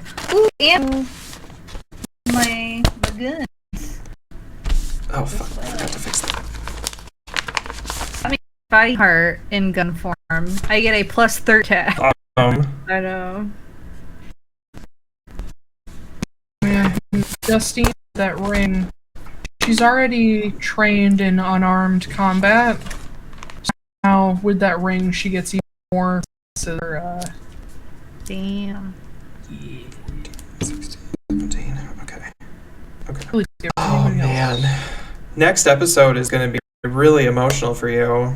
Potentially. I hope you're very prepared. I mean, it depends on what you do. Who knows? Out of a room one day, be like, "Hey, yo, your sister's here." Yeah.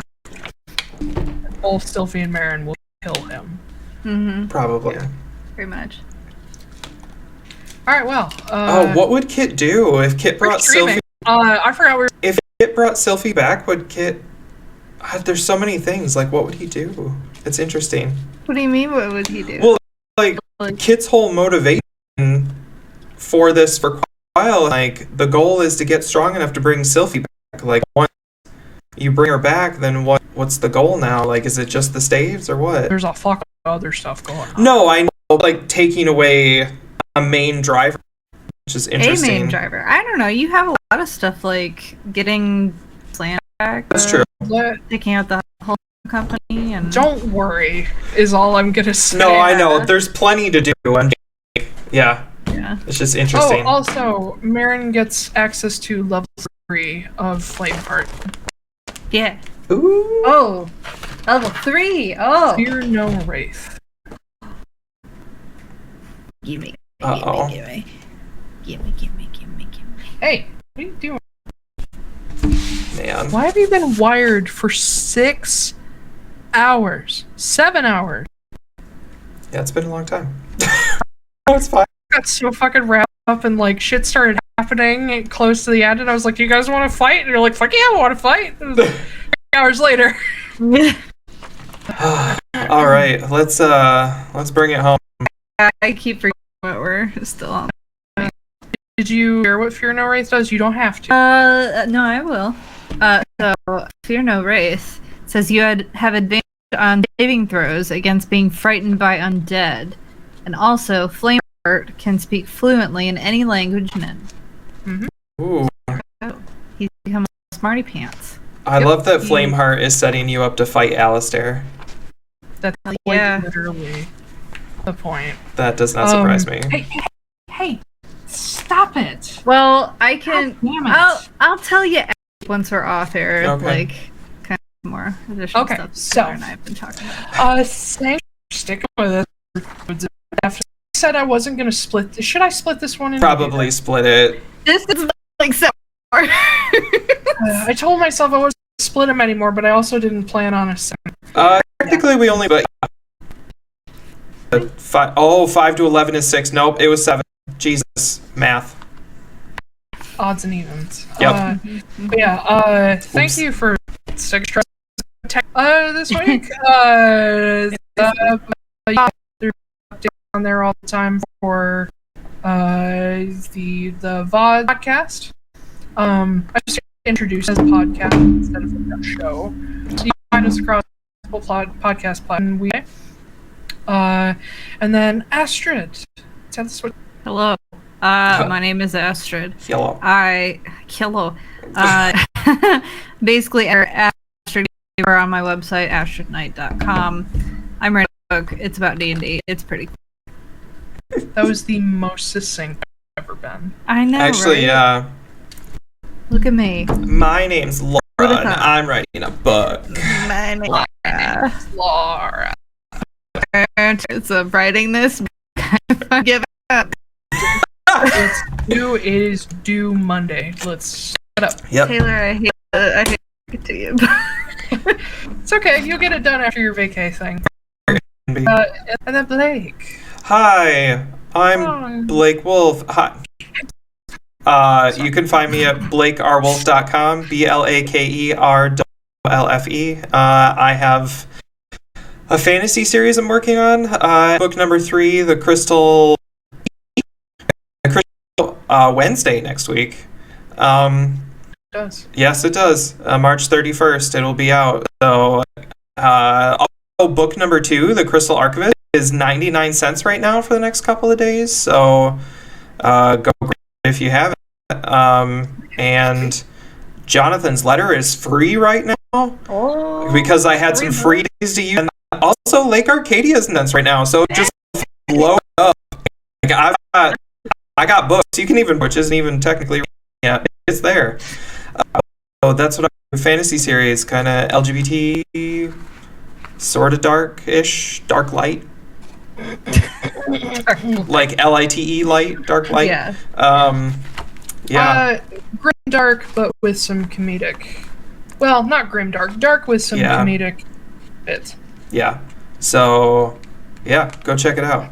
Also, all the social media, it's the same handle as Blake R. Wolfe every time. Taylor, tell us about yourself. Yeah, hi, hello. You can find me on Twitter at TAIYLORWALLACE. Taylor Wallace, make sure you misspelled or you never find me. I am Blake's editor currently. I am working on I'm trying to really work on the sound, which is I think it's technically a sci-fi. Yeah, I think Writing sci-fi. It's like a dystopia It's type dystopian. thing. It'll get sci-fi later. Yeah. But yeah, working on that. Hello, Titan.